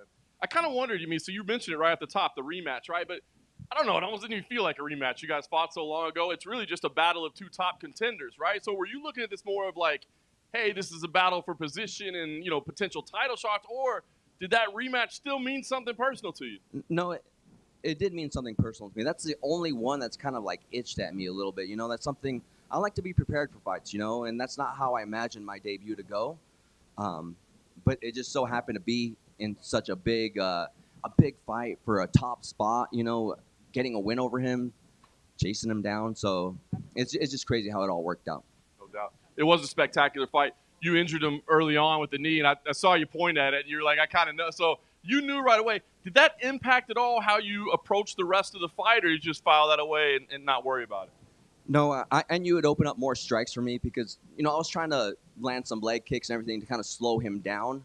But I just happened to kind of hurt his leg with that stretch. So it all worked out, But yeah, it kind of slowed him down, so I was able to land bigger shots and, catch him later on. Yeah. Nevertheless, even though he was hurt, he wasn't done, right? He's a warrior out there. So I guess what was your thought going into round 3, knowing, maybe he's injured, but he put on a great fight. It's a dangerous guy. Yeah, I knew leading into the third, it could be 1-1 maybe. So, and like I said in there, like that third round is going to be mine. I'm going to give it my all for that third round. There's nothing else afterwards, right? So I might as well give it my all. So it's always going to be mine, I believe. So I went out there and did just that. I think that was a spectacular fireworks display to celebrate your win there, I believe is what we were hearing in the background. That's for me. Last thing for me, I'm sure you want to enjoy this, but you're right at the top of the division. You just beat one of the top contenders. You've been right there. Do you see the path? Like, is there a fight specifically that makes sense next, or do you see the path to the top? I'm not too sure who. I know there's some fights that are going to happen here pretty soon, so we'll see how everything gets shaken up. But hopefully I can fight for the belt or the number one contender, at the very least, and we'll see by, I don't know, maybe the end of this year, early next year. So we'll see how things get shaken up. Mario, from here, do you feel almost like, I feel like if Patchy had beaten you, he would have gotten the title. If Jose Aldo had beaten you, he probably would have got the title shot. And I guess, are you surprised that it hasn't been you? Like, it feels like everyone, they want to use you as the stepping stone. You knocked them down, but you're not getting those same opportunities that we're assuming everyone else would get. It could be frustrating sometimes, but I think my whole life, like, things have always been the hard way, the hard route. I'm willing to do that. I'll fly under the radar. I'll be the dark horse. I'm 10-1 in my last, my last fights. So I don't know. We'll see. Maybe it's up to me to make some changes, be a little bit more, get a little bit more popular somehow. I don't know, get on Instagram, whatever I need to do, I guess. But in the meantime, I'm just going to keep winning. That's all I can do. Do you feel like, though, the way you approach the fight and the way you are fighting, it's that the fans are starting to maybe come around? Like, they're like, I remember when Merab was coming up, everyone started to get behind him because they're like, he's putting in the work, not getting the opportunities. It seems like you're kind of filling that void now. Yeah, it's getting there, especially coming off that Umar loss, especially it being a loss. There's kind of a change in the fans, and I think they kind of see my effort, my style, just digging deep, being that kind of underdog. So I think it resonates with a lot of people, and I'll just continue to be just that, I guess. Mario, did you watch the main event at all? Did you see kind of the unfortunate way that ended? I seen a little bit. I heard he kind of did like a flying skip knee kind of thing and landed and buckled his knee. It's unfortunate, It's unfortunate. Obviously, it seems like the UFC is just going to book the trilogy fight between Merab and Petr Yan to kind of settle that whole thing. Mm-hmm. How do you see that one going? Because you're going to be pretty much right in line to fight one of those guys. So if you had to put your analyst hat on, how do you think that plays out? It's hard because, when they had their rematch this last fight, Merab was just super active, fighting back-to-back, fighting 4 times within a year. So maybe this layoff is good for him, and we'll see how this fight goes. So it should be interesting. Mario, just one more. There's rumors that Noche might be in Glendale, Arizona Mhm. this year. Is that something you would be interested in headlining in your backyard, essentially? Or would that be kind of a lot of outside noise fighting so close to home? I'd have to see. I'd have to see if someone like above me in the rankings would want to take that. You know, I wouldn't want to fight someone below me just to take up that spot. I also don't really speak too much Spanish, so I'm not too sure how that would work out. Duolingo. Duolingo by then. And in a month.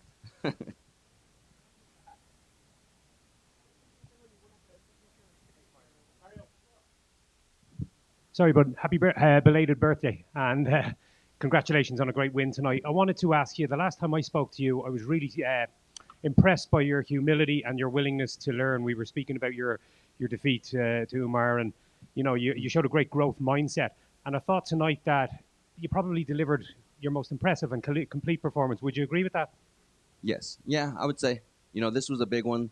This was the one I've talked about for years, so it came like, am I ready to show up? You know, and I was. The narrative for me now coming out of that fight, just when I'm mulling it over in my head, is that Corey Sandhagen has been right there many times, but hasn't managed to cross that divide. I think looking at how quickly you're developing, you're hitting the level he's at, but you look like you're still on an upward trajectory. And I think that could be the way that to me suggests that you might be the guy that makes that next step into that bracket. I presume you'd be looking along those lines too. Absolutely. I'm just gonna keep on training, keep on getting better. This is very motivational for me to get this win, and I'm so close. I'm closer than I've ever been. So I'm gonna continue to get better. And surely doing it on one of the biggest cards of the year cannot do your chances any harm in that respect. Yeah, it was great. Congrats, brother. Mario, just a quick one. I know you've been very vocal about wanting this rematch with Corey. Does it feel how you expected to get the win over him? Yeah, I knew it would be super tough. I knew wouldn't be easy. It would not be easy. It was tough.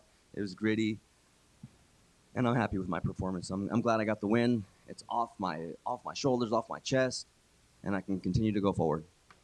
Congrats. Thank you.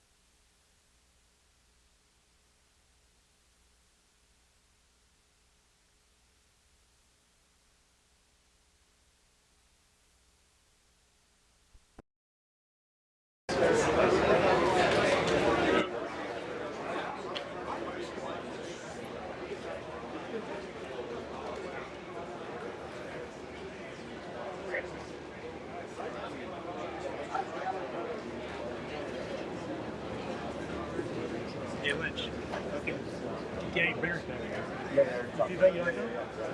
He actually emailed me. Yeah. What? That's like bizarre. Yeah. So what's next? Like, it's hot. I know, dude.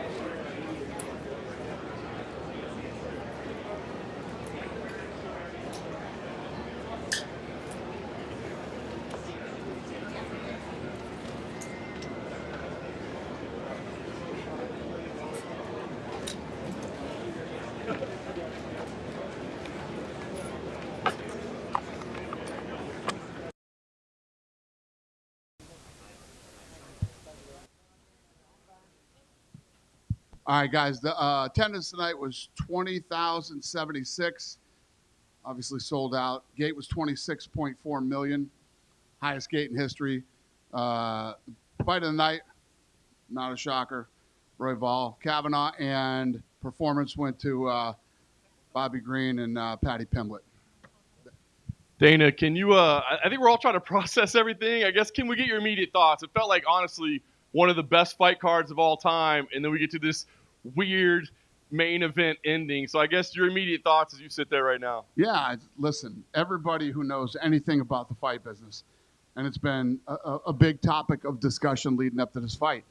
5 years off in this sport is rough. And like you said, great card, unbelievable. I mean, the Paddy Pimblett thing right before, you just feel it all in the air. Here we go.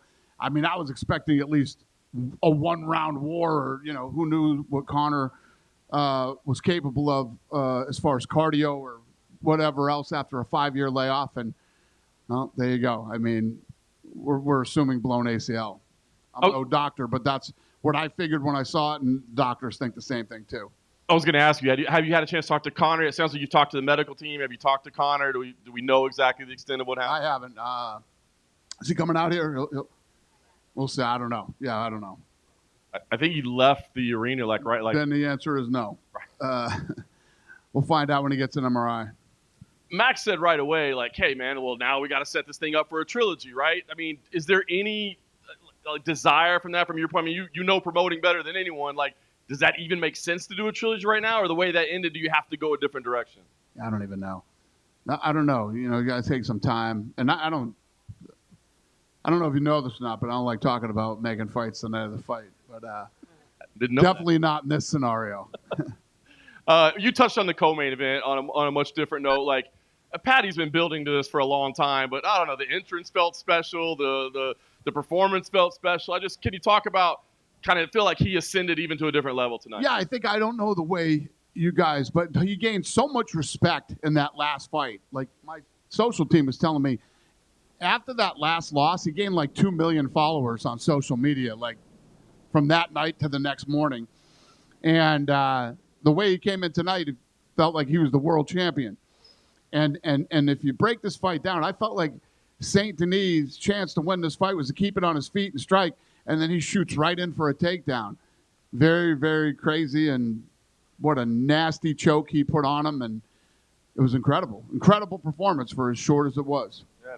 Obviously, we're not going to matchmake, but do you think about his next step? Because he just lost to the champ, right? But he also feels like one of the biggest stars on the roster right now. So is it a number one contender fight? Do you look outside the division? Like, what kind of ideas do you have for what to do with it? I have none right now. I have none.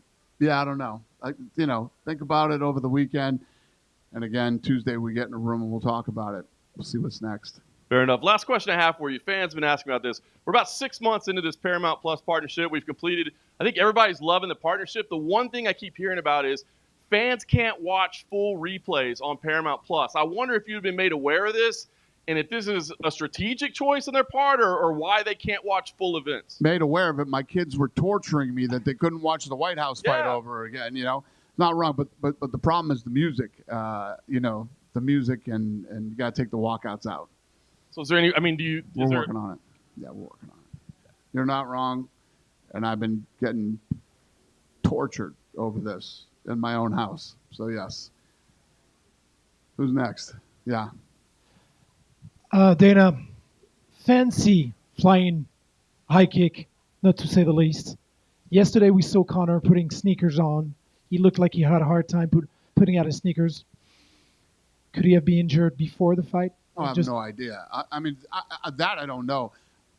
I mean, the day of the press conference, he came running out of the back and ran right up to him and stopped abruptly and, squared off with him. They were pushing foreheads and.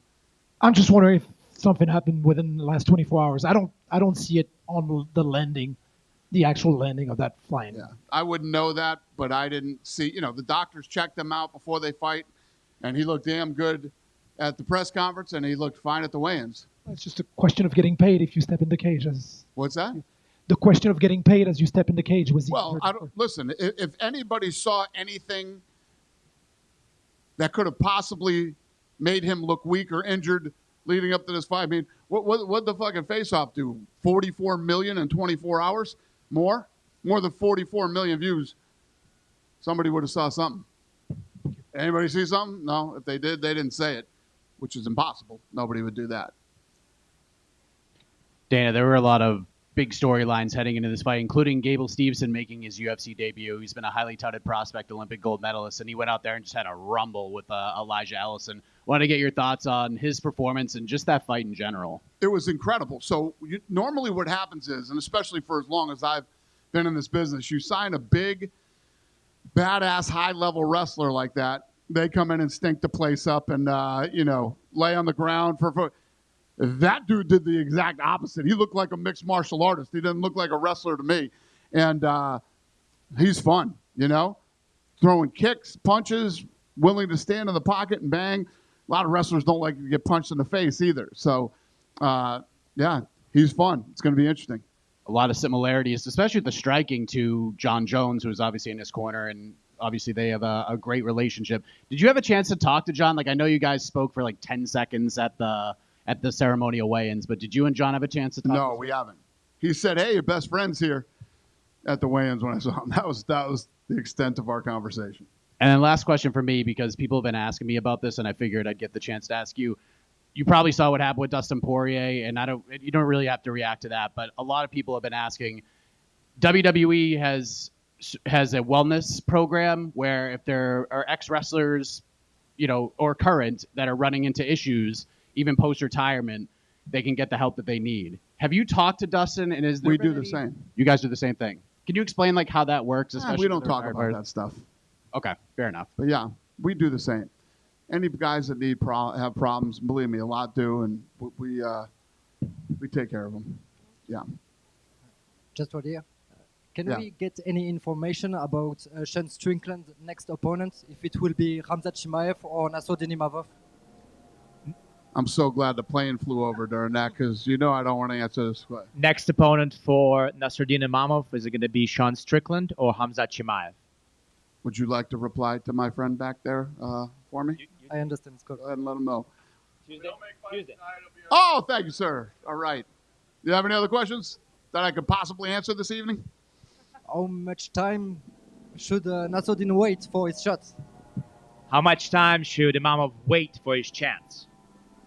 Sir, I have no idea. That's the last fucking thing on earth that I am thinking about right now, though. But thank you. I apologize. I can't answer your question. I understand. Hi, Dana, over here to your left. Conor spoke during the week about wanting to bring the UFC back to Ireland. I was speaking to Ian Gary just a couple of weeks ago at the press conference he did with Matchroom in Dublin, and he said the same thing. Both guys showing an appetite to bring a show back to Ireland. We haven't had one.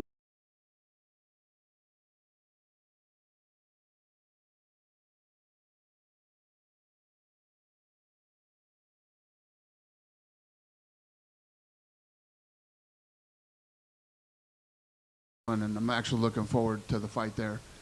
The issue for that Zuffa. Dave Shaw had mentioned before was that you guys, he had told my compatriot Ian O'Neill that you guys maybe thought that the 3 Arena, you had outgrown it as the UFC. I know it's a fit for Zuffa, but is it too small a venue for the UFC? Is that a factor? Well, it's too small of a venue to do something like tonight. But we could definitely bring a fight night there. I've just one more to squeeze in for you. I listened to your good buddy Eddie Hearn speak on an interview yesterday, and he said after speaking with Nick Khan at the Turkey Al Sheikh quote-unquote peace talks, his line was, since that meeting, there's more of an open line of communication. Are you guys going to be a little smoother with each other going forward? Is the entertainment going to end?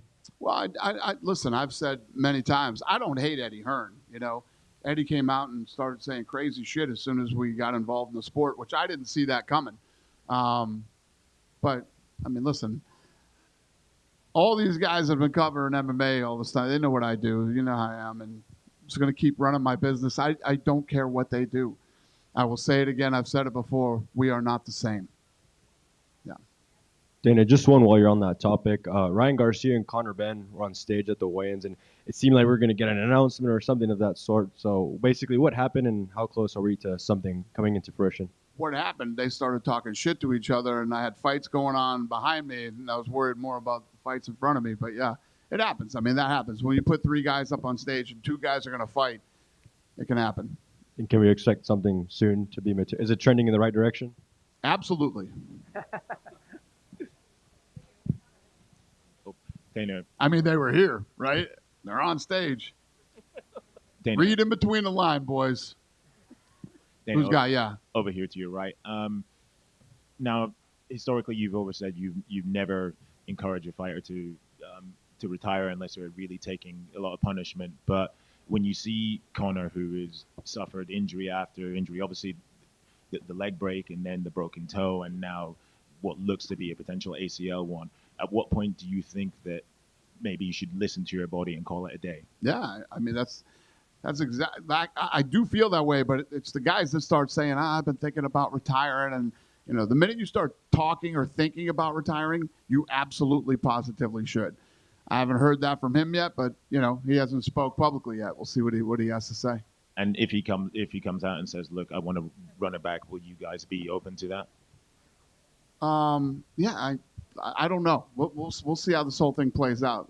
There's a lot of unanswered questions right now that will play out over the next several days, and that's why I don't come into these things and start, you know, talking about the future or anything. I don't know. I don't know what's going to happen tonight, tomorrow, and, you know, Monday, and then we'll get back in the office on Tuesday, and it's not even worth talking about right now. I don't know enough. Right. Thank you. Thank you. Dana, when did you hire Sophie Cunningham as a ring card girl? Why did I do it? When did you hire her? About 8 minutes before she did it. I love Sophie Cunningham. We've created a relationship, and she was here tonight. And when she walked in, she goes, "Oh, I want to walk around that." I said, "Then you're going to walk around it." Yeah. Dana, she's all fun. the way in the back, Barry. Yep. Hi. Hi there. With when people think about Conor McGregor's legacy, a lot of it's going to be around wins and losses. But with 3 of the top 4 grossing gates belonging to him, how much do you attribute the growth of UFC and maybe the growth of MMA globally to Conor McGregor? Well, I give credit for the growth of the sport and the UFC to all the guys that have come up during every era of, you know, we had the Chuck Liddell era, we had the Matt Hughes, we had Anderson Silva, you know, Ronda Rousey, Conor McGregor, George St. Pierre. The list goes on and on. Every you know, I'm always trying to figure out how to beat last year, and we always do. And everybody has played a huge role in that. But, you know, Conor is obviously the biggest superstar, not just in this sport, but in any sport.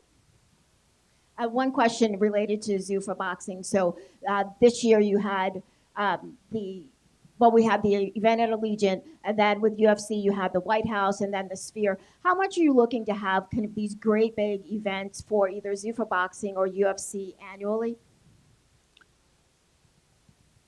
What's the question?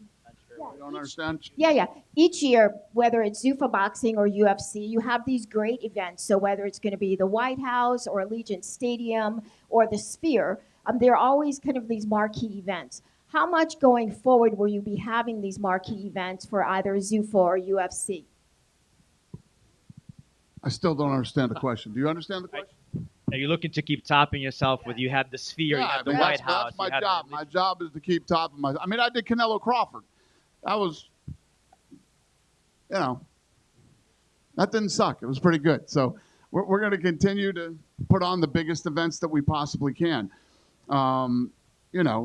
Listen, I tell you all the time, I can't believe nobody's hit me with this one yet. I'm going to beat you to it. So I tell you all the time, my production team, we just did the White House. We built a fucking arena on the south lawn of the White House, and it was the greatest fucking thing in the world to be there live and to watch it on TV. I just paid Shakur Stevenson a shitload of money, and for some reason we can't figure this celebrity shit out. They put him up as a fucking OKC NBA player.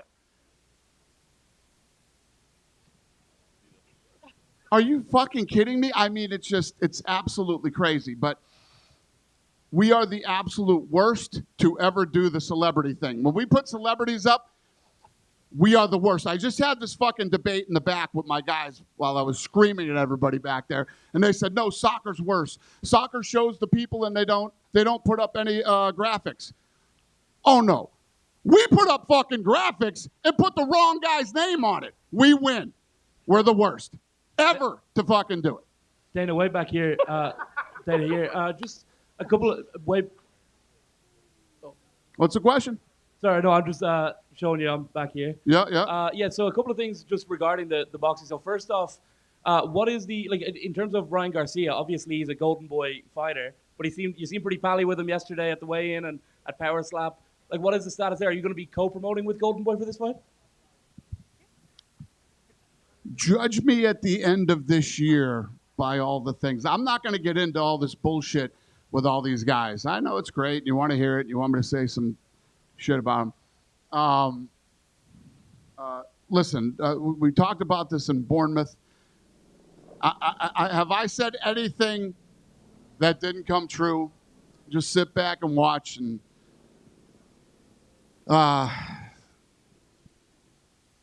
it'll all play out in the next couple weeks. Well, I guess, play out this week, actually. The whole thing about, like, judges at the end of the year, it's like, this is just like, is Oscar going to be involved? Because are DAZN going to be involved? Because I know you've said some disparaging stuff about DAZN, and then, that, like, it was talking about maybe being on Netflix, where, like, do we have, like, a broadcaster set? Those kinds of things? And, I'm just asking, basically, are you and Oscar going to be on the dais together at this fight? You're going to have to wait and see, my friend. Also, just regarding the boxing as well, this Tyson Fury and Anthony Joshua fight, is there any update? And of course, the mayor of London has been speaking about it, and of course, Turkey Yellow Sheikh as well, about maybe doing it in Wembley in the middle of the night. What's your thoughts, and what's the latest from you? Tyson Fury, his fight, Anthony Joshua. Is there any update on what's happening? Is it middle of the night in London, or when is it happening? Do you have any update about that fight? Yeah, as soon as listen, if I was ready to go with it, I'd tell you. Again, in Bournemouth, I said I know where the fight is. Where is it? I know. Also, just on that as well, what is your message to the mayor of London? I guess because Turkey Yellow Sheikh has been speaking out. What's your message to Mayor Khan? What's my message to the mayor of London? About giving you about giving the Fury and AJ fight this kind of exemption to go so late. I don't know anything about that. Listen, I have my own plans. I know what I'm doing. I have nothing to say to the mayor of London negatively or positively. Every event I've ever done in London has been incredible, and I'm not in the middle of that. I'm in my own little fucking world over here, and I do my thing. So you're not in the middle of Fury and AJ? What is that?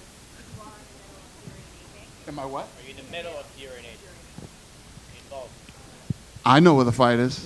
Thank you. Hey, Dana, right over here. Oh, Jesus.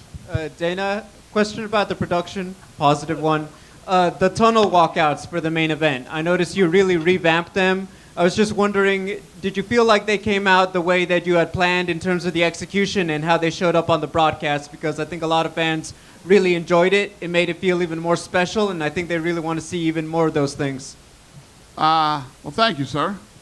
Yeah, I think the entire show was flawless. It looked incredible on television. Apparently, we just need to stop showing fucking celebrities on, because we can't figure that out after 25 years. We just can't fucking do it. It's unbelievable. We can't do it. Do you feel like the special tunnel walkouts will be a thing going forward, or was it just because Conor Mac's such a big fight? I don't know, man. I don't know. I'm glad everybody liked it. Dana. Yeah. Dana, just down here. Sorry to go back on the Tyson Fury and AJ line again, but you're saying you know where the fight is. Turki Al-Sheikh recently posted that he hasn't decided where the fight is, and he is in the midst of speaking to the London mayor. You're saying you're not involved with that, so it doesn't seem like there's quite an alignment between you two. Turkey said that he has not announced where the fight is going to be. You're saying you know where the fight is going to be. Turkey said he is talking to the mayor. You said you have nothing to say to the mayor, so things are not aligning to what you're saying. Yes, sir. Yeah, Dana, just here. Yep. There's 25 million Australians currently eagerly awaiting Alex Volkanovski fight news. Is there any chance you can give us some? Is it going to be a booking anytime soon? Volkanovski? Yeah. No, I'm not even thinking about that right now. God damn. Thank you. Yep. I am absolutely fucking useless to you people tonight. Anything else that is relevant and that I could talk about right now? Hey, Dana. Yeah. Over here. Eric Richter, New York Post. I don't know if you heard, but Herb Dean, every time that he got announced, he heard it a little bit from the fans, getting booed a little bit. Do you have any thoughts on that and kind of exactly what he could do to maybe win back the fans? I mean, that's a commission issue. It's not mine. And, we have nothing to do with that. Herb's a nice guy. And I think in any sport, like I always say, a lot of mistakes are made. I don't know anything about soccer, but I heard that there were like 30-something mistakes that helped the team win it. This shit always happens in every sport. So, I don't know. Yeah. Herb's got to get it right. And I'm sure people will turn around and cheer him again. I don't know. Yeah, absolutely. Last one for me. At the ceremonial weigh-ins, I saw you talking to John Jones a little bit, maybe joking around or whatever. Just want to know if you guys have talked at all or maybe what was said. Who is it? John Jones. What about it? At the ceremonial weigh-ins, it looked like you guys were, chopping it up. He said, a little bit. he said, hey, your best friend's here. That's what he said to me. And I said, good to see you. Have a good night. What do you mean by best friend? He's joking that, he thinks I hate him. Okay. Understood. Yeah. I don't hate him. You done with me? Dana, back here. Okay. Sorry about that. Quick question. Cody Garbrandt, he had his gloves off in the cage, but he didn't put them down. Do you have any update, and what do you think he should do with his career? Yeah, I know that he had talked to Sean Shelby after the fight backstage, and, I'm obviously not going to talk publicly about that's up to him. It's his career. He's a grown man. He can respond to that on his own, but yeah, I'm not going to get into that. Gotcha. Thank you, Dana. Thank you, sir. Dana? Any other questions I can't answer? Right over here. Yeah. I just wanted your thoughts on Robert Whittaker moving up to light heavyweight on his performance, and also there have been a few fighters that have decided to move up in weight. And do you like that for them? Yeah, I think that especially a guy like Whittaker, who's been around, came off the Ultimate Fighter, and has done incredible things, and won titles, defended titles, done it all. And if he feels like he wants to move up, he knows his body better than I do, and he looked damn good tonight against a very tough, durable guy. Thank you. And I think when the fight ended, we thought he broke his jaw. His jaw is not broken. He was transported and his jaw is not broken. I don't know if you guys thought that, but we did. Yes, sir. Dana, question for you. 20 years ago, we talked about the Hawaiian fighters and guys like Kendall Grove, BJ Penn, and looking at Max Holloway, what is the impact that not only Max, but native Hawaiian and Hawaiian living fighters have made on the UFC over the years? Yeah, it's funny because I always talk about Australia, right? When we first went over to Australia, we think about how small it is, and nobody over there could do mixed martial arts. Now it's it's like a hotbed of top 10 world champions and Hall of Fame fighters. And same when you think about how small Hawaii is and how many incredibly talented people have come off Hawaii and literally legends. I mean, like 2 of the biggest legends in the history of the sport. It's very impressive. Thank you. Yep. Good night.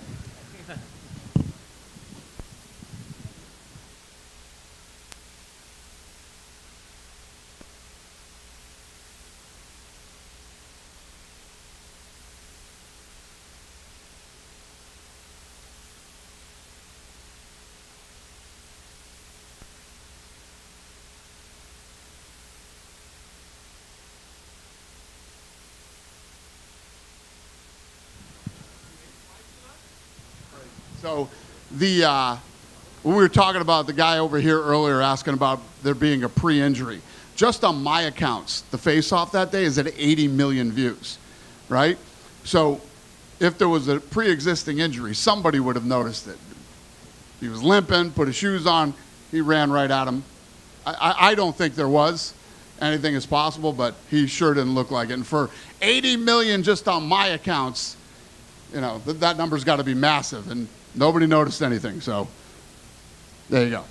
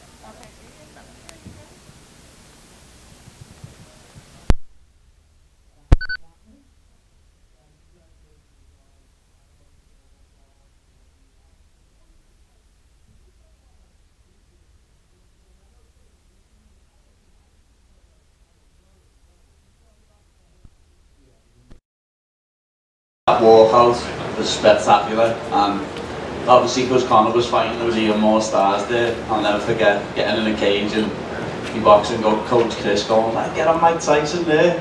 Mike Tyson, Vince Vaughn, Mel Gibson, Theo Von all singing and dancing to me song. It was like, there's no way I can lose here. I wonder, like, what's the middle trigger for you? Because, right, you're having so much fun, you're partying, but then you're about to get in a fist fight, right? So, is there some, like, a sequence you go through or a thought you go through that switches you from, we're having fun? Yeah, I just know there's another man in front of me that's going to try and kill me. So I'm going to kill him first. Like, I just switch from walkout to when he's standing opposite me, he's the only person in the world that matters. you envisioned getting this thing done early. You kind of talked about the way it was going to happen. But I did wonder, I mean, early on in a fight, right, there's a possibility you could burn your arms out. There's a possibility you give up position because you're going for this choke. Was any of that playing through your mind in your decision-making, or did you simply know, like, this is done at this moment? No, my corner was right in front of me. Me head coach, Paul, Ellis and Chris were all there, and Paul literally said, don't burn your arms out. But I knew I had it cinched up. I knew he was good at defending a guillotine. So we'd worked on other things around the guillotine, and that was just there, picture perfect. And it wasn't a proper Peruvian necktie, but I literally drilled a Peruvian necktie for the first time in about 10 years, about 5 weeks ago with my coach.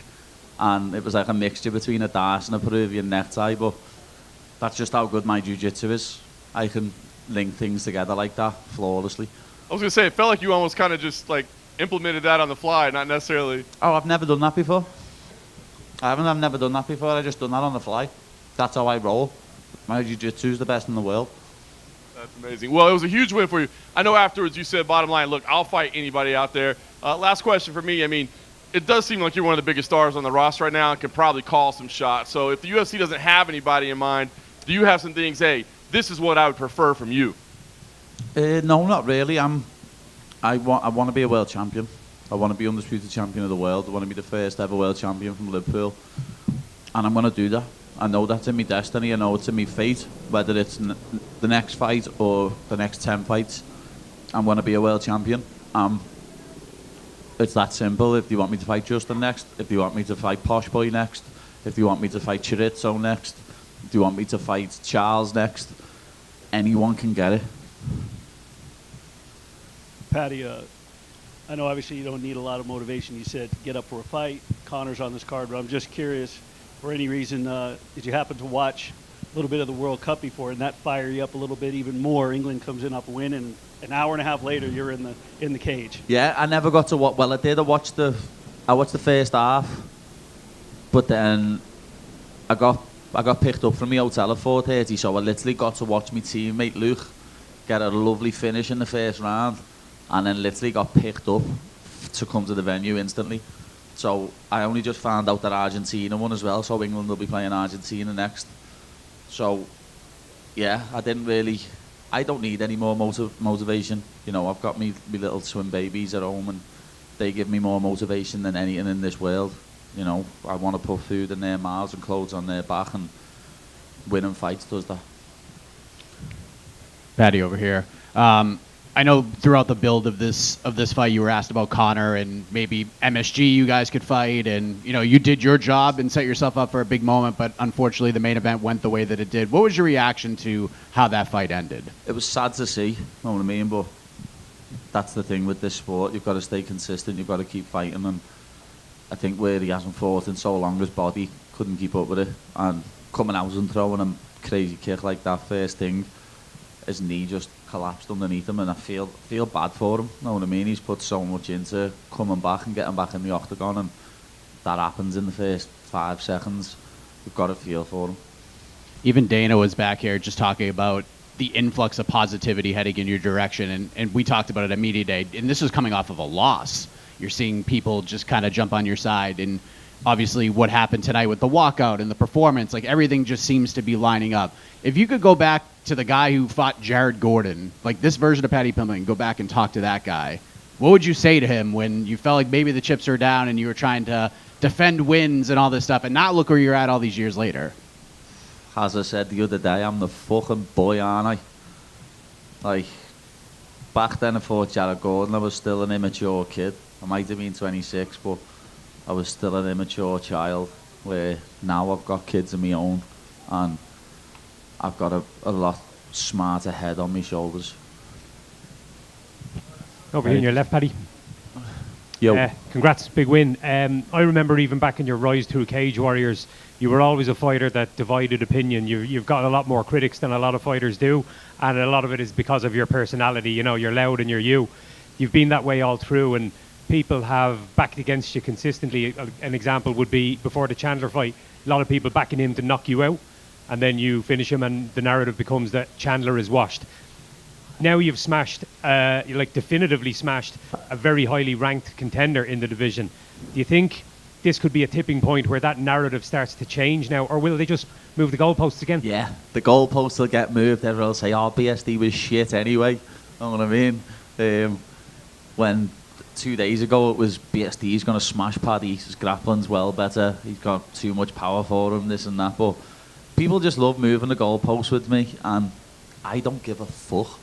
Move them all you want. As long as I keep winning, I keep getting paid, and keep making steps towards being a world champion. You can say what you want. Anyone can say what they want about me. Simple. You had a special moment earlier in the week when you were voted by the fans, I'll add, the International Fighter of the Year at the 17th Annual World MMA Awards. So people can be on your back and you can have your critics, but I think that kind of defined that, or that showed really what the fans think about you. What did that award mean to you?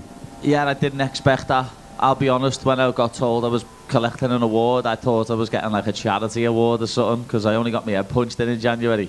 So I was thinking, what, I must be getting something for my charity work or something here. But when I stepped up and got that, I was shocked. You know what I mean? But I've got the best fans in the world.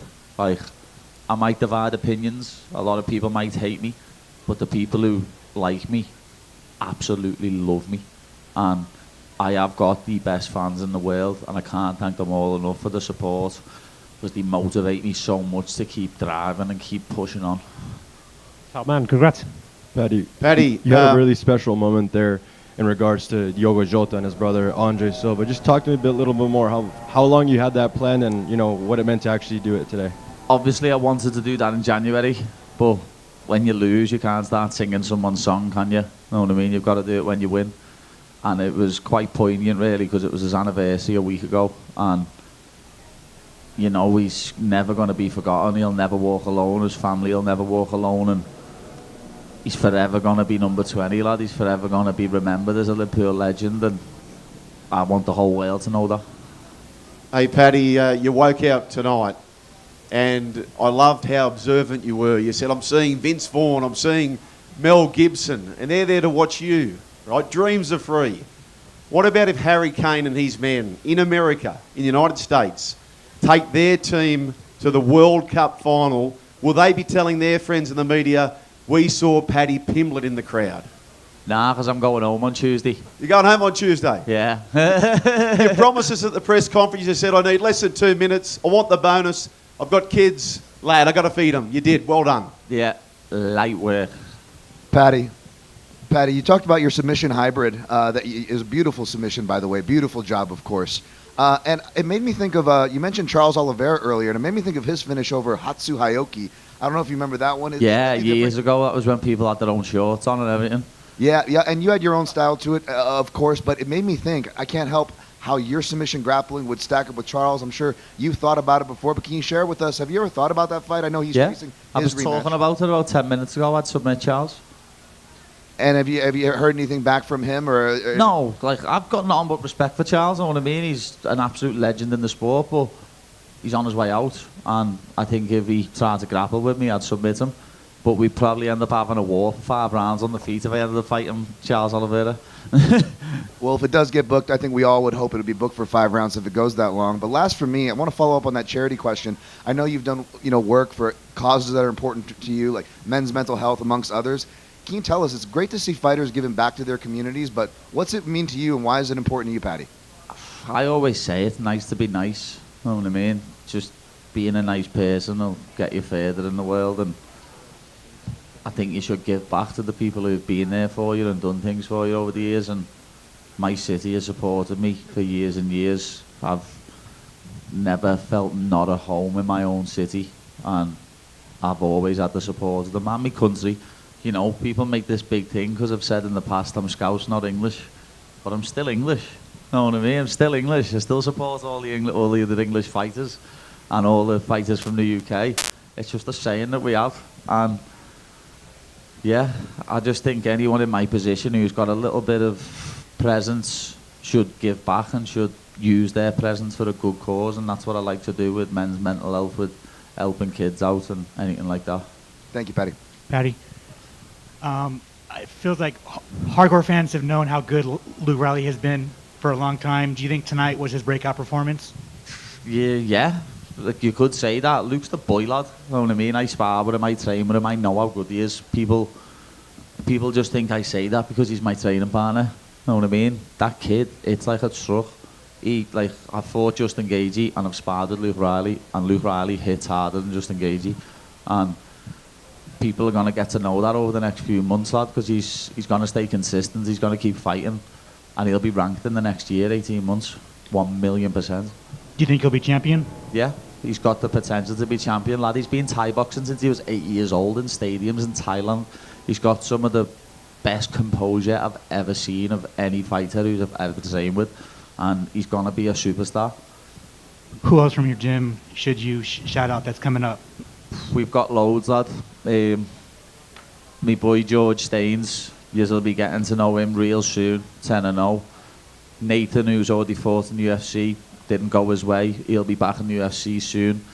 We've got multiple lads that are ready, you know what I mean? Adam Cullen, another lightweight. Little Connor Wilson, flyweight lad. There's loads of boys out of the gym who are coming up, and you'll get to know them real soon. Thank you. Hey, Paddy. Eric Richter, New York Post. When we talked last week in our interview between you and me, you were talking about how you thought Benoit Saint-Denis' grappling was a hole that you could expose, but you stopped short of naming exactly a submission. So you kind of predicted your outcome there. Just talk to me about what you saw in the lead up to the fight, and how you just made it happen so quickly. I just know how good my jiu-jitsu is. I know how good my grappling is. And I knew he was going to shoot in within 20 seconds like he does every fight. And I think he shot in within 10 seconds. And I knew I was going to choke him.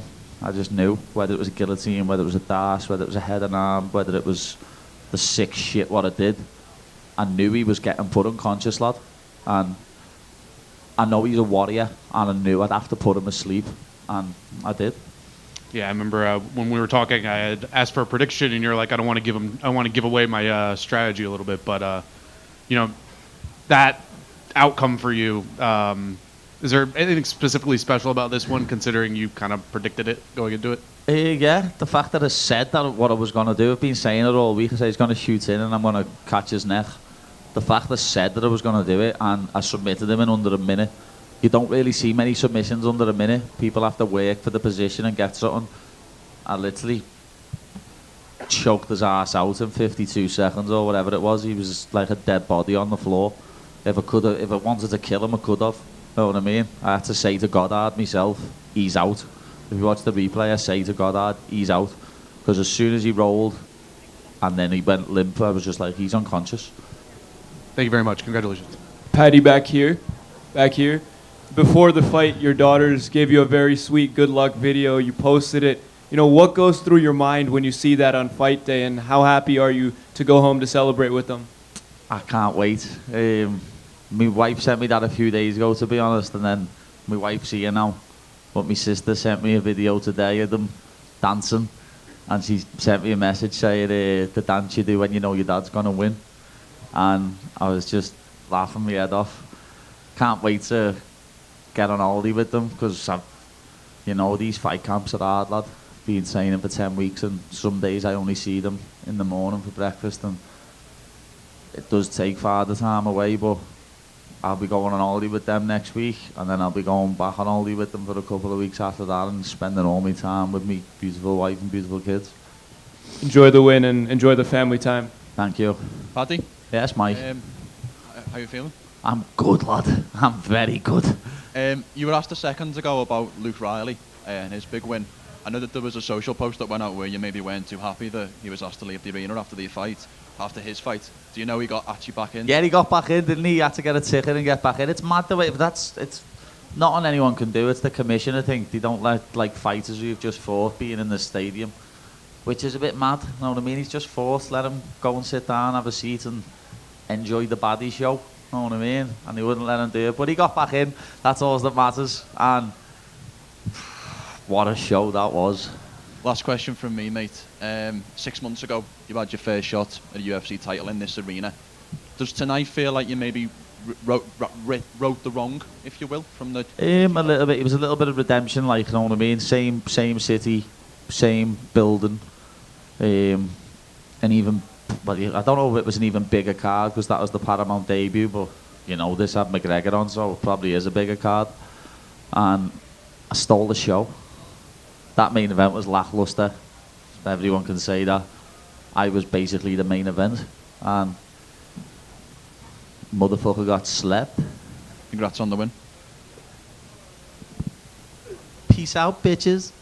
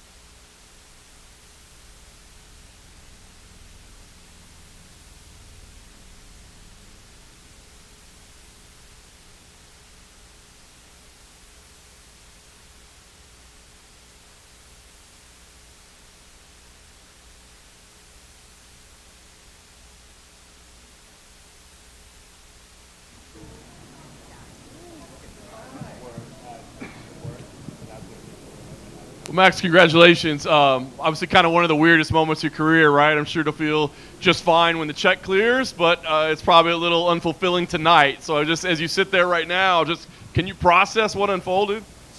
Yeah, I mean, I had the man weak in the knees, I guess. So, all jokes aside, I just hope he's good. I know Conor been battling some stuff. Looked like he really been changing. He found God. He had his kids in there. So, during the fight, you could obviously tell his demeanor changed, And I was, shout out to the ref. I was trying to tell the ref sooner, this guy's kids is front row, I don't want to see him take unnecessary damage. Trying to stop the fight, but this is how crazy Conor is. The first time he's on the ground, I was punching him. He's like, fight. I was like, okay. That's why I backed up. I said, stand up there. Let's fight. And then he fell back down, and then the fight was called. I mean, you've been in the UFC octagon more than anybody, right? But I just wonder, you knew you had a wounded guy, but it's almost hard for you to stay mentally focused. Like, hold on, remember what we're here to do. I got to go hurt this guy. Not at all, we killers. We're killers. But at the end of the day, I'm a human being, what I mean? I think so. That's why I'm so loved in this sport, because I can actually separate the fighter from the person. So when I saw him hurt, I was like, man, come on. Like, you call this. He was done, and he wanted to fight, tried to stand up again, fell back down. I just hope him a speedy recovery, It's all love to him. The man, like I said, is trying to change his life around, so, sending prayers his way. Yeah. You had a better look at it than anybody, and you identified it earlier. Do you think it was that first kick that he threw?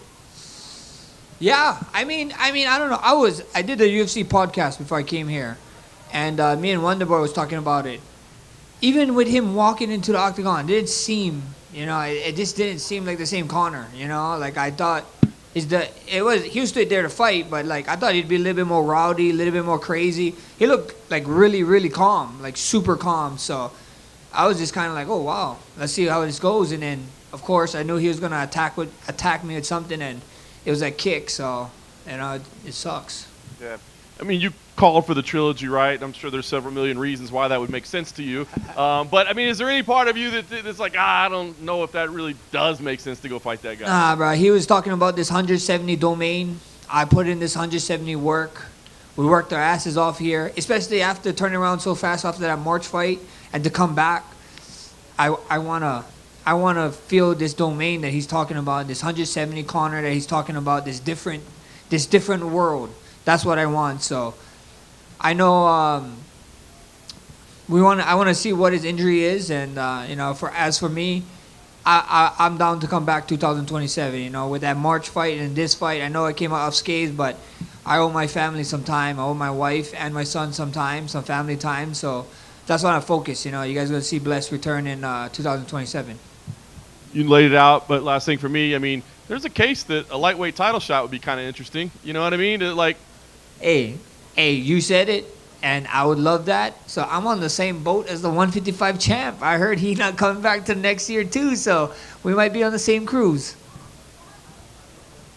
Max, can you just go back? You had said what Conor was saying. He was saying, fight, let's go. But can you just walk us through when you were talking to the ref, telling him, hey, his kids are in the audience. Did you actually say that to the ref? I don't want, or what did the ref say? Yeah, I told the ref, ref, stop the fight. He doesn't want to fight.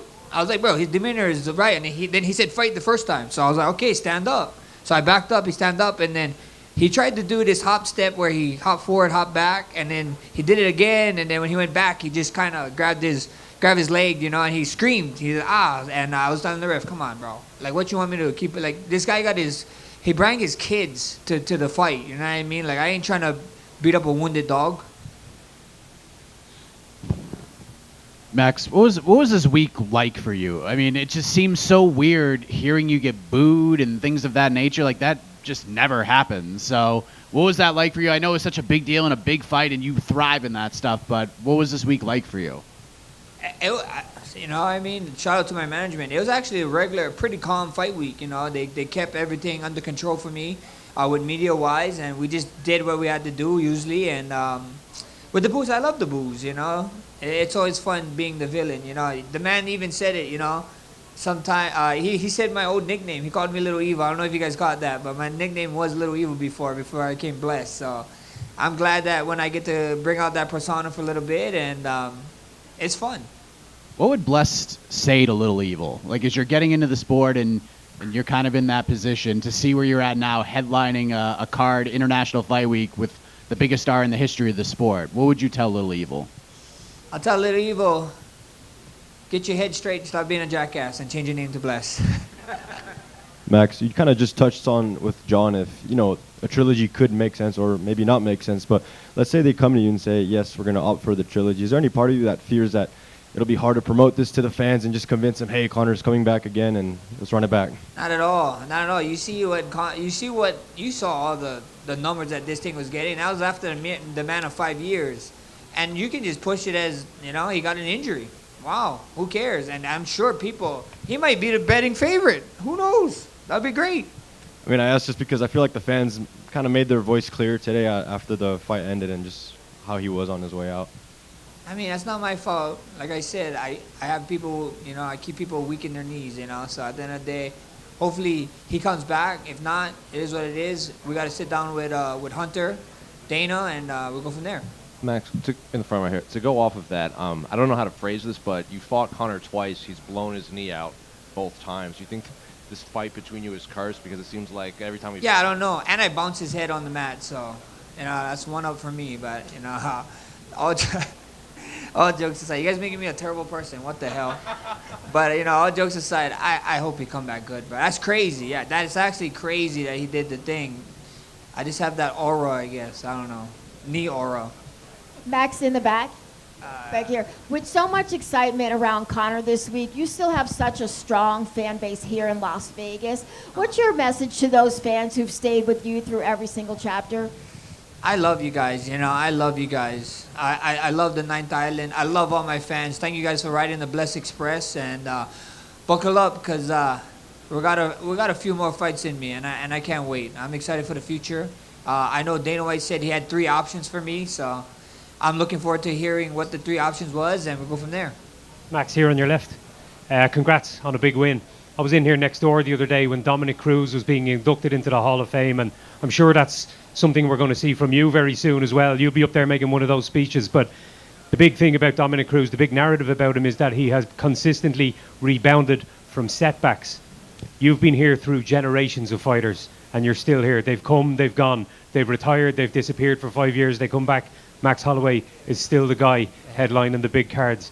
Do you think that, like Dom, your ability to just consistently get back up when the chips are down is going to be the thing that people are going to remember most about you when all is said and done? For sure. That's what I would want them to remember, right? Me not only as a fighter, but me as a person to just persevere and come back from the downfalls. You know how much times I heard I had to retire. It gives me chuckle. If every time I listen to when I had to retire, I would have not had the 300 moment. I would have not had the best boxer moment. I would have not had that moment with Zombie over in Singapore. And then I would have not had this moment. So at the end of the day, people talk. They can talk all they want. I'm gonna keep doing me. Congrats on a great win, man. Thank you. Max, back here. Speaking of another rematch, I saw Daniel Cormier beat you in the UFC video game after weigh-ins. Get this guy out of here. Are you gonna get DC back? Get him out of here. Are you gonna get him back? I want to fight him. DC actually going to come to. We actually have. I'm doing my first annual golf tournament for Holloway Foundation, and DC is going to come out. He's one of the guest fighters, and he said he wanted to wrestle. One takedown on the greens. So you guys going to see me put DC on his fat ass come July 20th. Awesome. And on a more wholesome note, what charity are you supporting? I know it's your foundation. What are you doing the event for? We are doing the event for actually 2 of them right now. There's a third one that we're trying to figure out, but there's a local gym called Westside Striking. It's a nonprofit foundation, and they are great. They got kids. I want to support them so much because I'm telling you guys right now, it's from Waianae, where I'm from. That's where it is. One of my uncles actually helped coach the team. And one of my good friends, Kioi, he actually is the one that runs everything for them. So we're going to donate a bunch of money for them because you guys are going to hear one of those kids from that gym in the UFC or some other organization. But I'm just happy that I'm actually be able to give back to my community in that type of way. And especially fighters. These guys are fighters. These kids are animals, man. They got like multi-Golden Glove champions, Olympian champions. So I can't wait for that. And then, of course, the Boys and Girls Club, One Night Boys and Girls Club, we always help them out. They gave me a shot. They always took care of me when I was a kid growing up. So that's the 2 right now. We're working on a third one right now, but right now, Westside Striking and One Night Boys and Girls Club. Hey, Max, real quick over here in the back. Daniel Cormier has a bad habit of cheating on the UFC weigh-in show. Have you told the organizers to watch out to make sure he can't break the rules at the golf course? Bro, he can break all the rules he wants. I don't care. So he's not winning the grand prize at the end. I'm going to make sure of that. Because I get to pick who wins the grand prize, so he's not getting it 100%. So whoever's on his team, I'm sorry. Random question, but can you describe the fit for the whole family? Because you guys walked in looking amazing. Yeah, my wife's friend, Rocket Ohuna, he actually made this for us. I wanted to walk out. So this is royalty. This color is Hawaii royalty, red and yellow and red. And I wanted to actually walk out with a cape for this one. It's just huge, especially with lineage, Hawaiian lineage. And he didn't make me the cape, but he kind of made it look like it's a cape. So it's just Hawaii, like a chief. I came walking in like a Hawaiian chief. You fought at the T-Mobile several times, but tonight they had the special tunnel for the rematch. I just want to know, what did you think of that? Did it feel different, and did it feel more epic with the smoke and everything tonight? Oh, bro, it was sick, bro. It was like 250 Freedom Card vibe. I got to walk, and then my coaches. It was kind of weird at first when I was in the back because I didn't know I was to do that. And then they had me in the back, and he's like, "You're by yourself." I'm like, "Holy shit!" Usually my coaches is here, and we're like, talking to each other, getting amped, and it was cool to do that walk a little bit by myself. I actually finally got to see it. It made it look like I was walking through water, which is amazing, and I'm just blessed to be a part of these big moments at the UFC. Max, how long have you been thinking about making Hawaii 78 one of your walkout songs, and were you saving it for a special occasion? Oh, I was thinking of it forever, bro. I was thinking of a very special occasion, and then when the Conor McGregor came up, I was like, this is huge. We know he always does a shout out to his country. So I had to do one the right way, and it had to be Hawaii 78, man. We had other ones. I really wanted to do Take Me Home Country Road because I am from Waianae, Markaha, but at the end of the day, we had to go at 78. Max, going back to your ahu ula that you wore representing Hawaii and Native Hawaiians, just a few minutes ago, Dana talked about how you're one of the most influential fighters in the organization and you really helped put Hawaii on the map. How important is that to you to continue that legacy? Huge. I mean, coming from the boss man, that's huge to hear, you know. It sucks that Hawaii tourism authorities not giving me my lick at that when we did have the title back in 2016 to fight at the Aloha Stadium, but it doesn't look like I'm gonna be able to go home. But hopefully we can keep doing it, and then hopefully one of the West Side Striking kids come up, make a name, and then they get to have a title fight there. So I'm excited. How's it, Max? I was going to ask for your suit if it was like, red theme for the red panty night, but your answer was just way better there. And in fact, you've been mentioning a lot of Chief slash Hawaiian history stuff in the lead up to this. So I got to ask, have you seen Chief of War? And if they make a second season, are we going to get Max Holloway in there? Have you talked to some people, Max? Talk to Momoa. Get my ass in there. I've been trying to act, but I'm covering so much tattoos. I'm going to be sitting down so long for it. I'm like, I don't know, but I would love to be a part of it. I mean, 170 Max might look good up on that set, right? You might see 205 Max if I get the part. Who knows? Awesome. Thank you. Max, Eric Richter, New York Post, right over here. Middle, yeah. Right. I got you, bro. Much has been made, just to take you back to the fight in the moment with Conor, much has been made, people maybe speculating that maybe a pre-existing injury existed in this fight. Is there anything that you could speak to on that, and do you feel like he was healthy going in? I mean, we all come in injured. You know what I mean? It's the fight game. If you get to come in 100%, that's a blessing. Your nickname should be blessed, because every single fighter coming in injured, and if it is, that just proved to show how much of a warrior he is, so shout out to him. Like I said, this guy has unlimited money. He could have rided in the sunset. He found God. He got a great family. He got everything he ever wanted. And this guy still chose to come back. And then now you're telling me he might have an injury. His mindset is freaking, he's a wild man, bro. So, I might poke fun and tease him here and there, but that's just part of the fight game. As a person, he's an animal, and I got nothing but respect and love for him. Absolutely. And the last one for me, maybe walk me through when the kick actually was thrown. Were you surprised that he ran at you with a Not at all. head kick? Not at all. I knew he was gonna. I thought he was gonna. He always jump in with a side kick to the front leg or something. I was just surprised of how slow motion it looked in the air. I was like, whoa, 170 world is kind of fun. Thank you very much. Congratulations. Champa. Yeah. I just want to listen. What is your message for your people? My message? Yeah. What do you want to say to all your people? The number one message I would say, just if you guys got something you guys believe in, go after it and keep pushing. If you guys told me I was going to be here in front of you guys after what happened in March, I would tell you guys, you're a damn liar, So never give up. Keep your head down. Keep working. Good things come to people who work hard. Thank you, John. Max, I know you just said 170 Max is fun. I know before the fight you kind of told me Islam Makhachev would be like a opponent you would really like. If one of the scenarios the UFC comes to you with is, staying at this weight and maybe trying to make a run, is that appealing to you at all? Brother, that would be so much fun. I think so. I want to become a 2-division champ.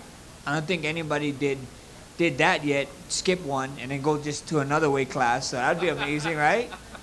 That'd be so much fun. And then if I beat Islam, right, if I got to get the fight and I beat him, in Justin's words, I would have been the 155 champ. So I'm the first triple champ. Problem solved. You got the BMF belt at 155 too, right? Yeah, people count it. I want the gold one. That silver, that platinum, whatever they make the belt out. That belt is actually heavier than the undisputed title, which is kind of crazy. But whatever they make out of that belt, I want the gold one. So if it's at 155 or 170 or 185, who knows? What would be your mindset going into a rematch with Justin? Because obviously a moment that can't really be topped. I know you said you want to chase that 300 moment every time in there. How would you go in there approaching a rematch? I'll go out there, do the same damn thing. I just think go out there and just put on a masterpiece. That's what I want to do. I know he's gonna come in there and try and make the fight ugly, and I wanna go in there and make the fight nice and come out clean. But every time someone fight him, they look like they just got out of a car crash. So that's the task at hand. It's just going out there and get my hand raised again. I would love to share the octagon with him. I know he said he mentally wasn't there in the first one, so I would love to run down back too. Thank you, guys.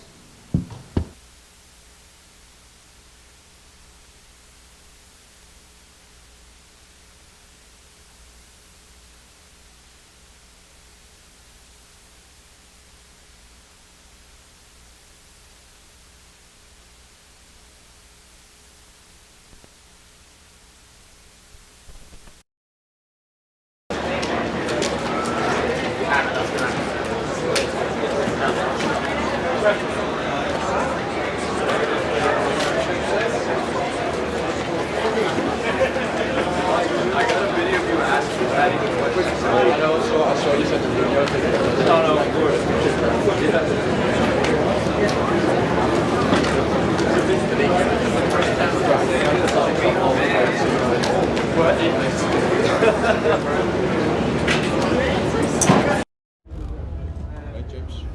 Really nice seeing you, man. Thanks for coming on, guys.